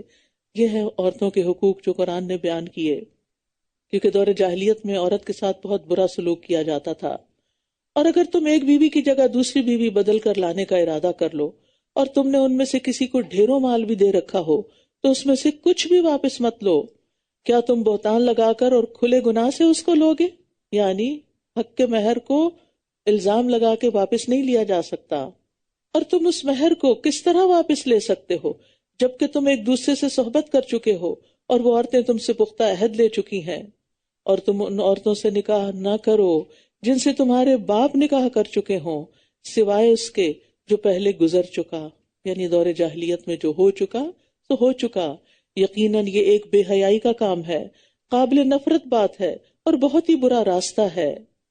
حرمت علیکم امہاتکم وبناتکم واخواتکم وعماتکم وخالاتکم وبنات الاخ وبنات الاخت، تم پر نکاح کے لیے حرام کر دی گئیں تمہاری مائیں، تمہاری بیٹیاں اور تمہاری بہنیں اور تمہاری پھپھیاں اور تمہاری خالائیں اور تمہارے بھائیوں کی بیٹیاں یعنی بھتیجیاں اور تمہاری بہنوں کی بیٹیاں یعنی بھانجیاں اور تمہاری وہ مائیں جنہوں نے تمہیں دودھ پلایا ہو، رضائی مائیں، اور تمہاری رضائی بہنیں اور تمہاری بیویوں کی مائیں، ساسیں، اور تمہاری وہ زیر پرورش بیٹیاں جو تمہاری ان بیویوں میں سے ہیں جن سے تم دخول کر چکے ہو، یعنی پچھلے شوہر سے جو آئیں۔ پھر اگر تم نے ان سے دخول نہ کیا ہو، یعنی فزیکل ریلیشن شپ قائم نہیں ہوا، تو تم پر کوئی گناہ نہیں کہ تم ان سے نکاح کر لو، اور تمہارے صلبی یعنی حقیقی بیٹوں کی بیویاں وہ بھی تم پر حرام ہے، اور یہ بھی تم پر حرام ہے کہ تم دو بہنوں کو بیک وقت اپنے نکاح میں جمع کرو، سوائے اس کے جو پہلے ہو چکا یعنی دور جاہلیت میں، بے شک اللہ بہت بخشنے والا نہایت رحم کرنے والا ہے۔ تو یہاں دو بہنوں کو ایک نکاح میں جمع کرنے سے منع کیا ہے، یہ اس لیے کہ اس سے قطع رحمی ہوتی ہے، اس وجہ سے رشتہ داری ٹوٹ جاتی، کیونکہ دو بیویوں کا اکٹھا رہنا بہت مشکل ہوتا ہے۔ تو پھر اگر بہنیں ہی ایک دوسرے سے رشتہ ناتا کاٹ بیٹھیں تو پھر تو قطع رحمی ہو جائے گی۔ اسی طرح کسی عورت کی پھپھی پر اس کی بھتیجی کو اکٹھا نہیں کیا جا سکتا، خالہ اور بھانجی کو اکٹھا نہیں کیا جا سکتا۔ تو بہرحال میاں بیوی کا رشتہ ایک مقدس رشتہ ہے، اور اس رشتے کو خراب کرنے کی ممانعت ہے۔ رسول اللہ صلی اللہ علیہ وسلم نے فرمایا، جو شخص کسی عورت کو اس کے شوہر کے خلاف بھڑکائے یا غلام کو اس کے آقا کے خلاف بھڑکائے وہ ہم میں سے نہیں۔ اور جہاں تک ان رشتوں کا تعلق ہے تو یہ سارے ہی محترم رشتے ہیں، محرم رشتے ہیں، ان کا احترام لازم ہے، ان سے نکاح منع ہے۔ وآخر دعوانا ان الحمد للہ رب العالمین۔ سبحانک اللہم وبحمدک، اشہد ان لا الہ الا انت، استغفرک واتوب الیک۔ السلام علیکم ورحمۃ اللہ وبرکاتہ۔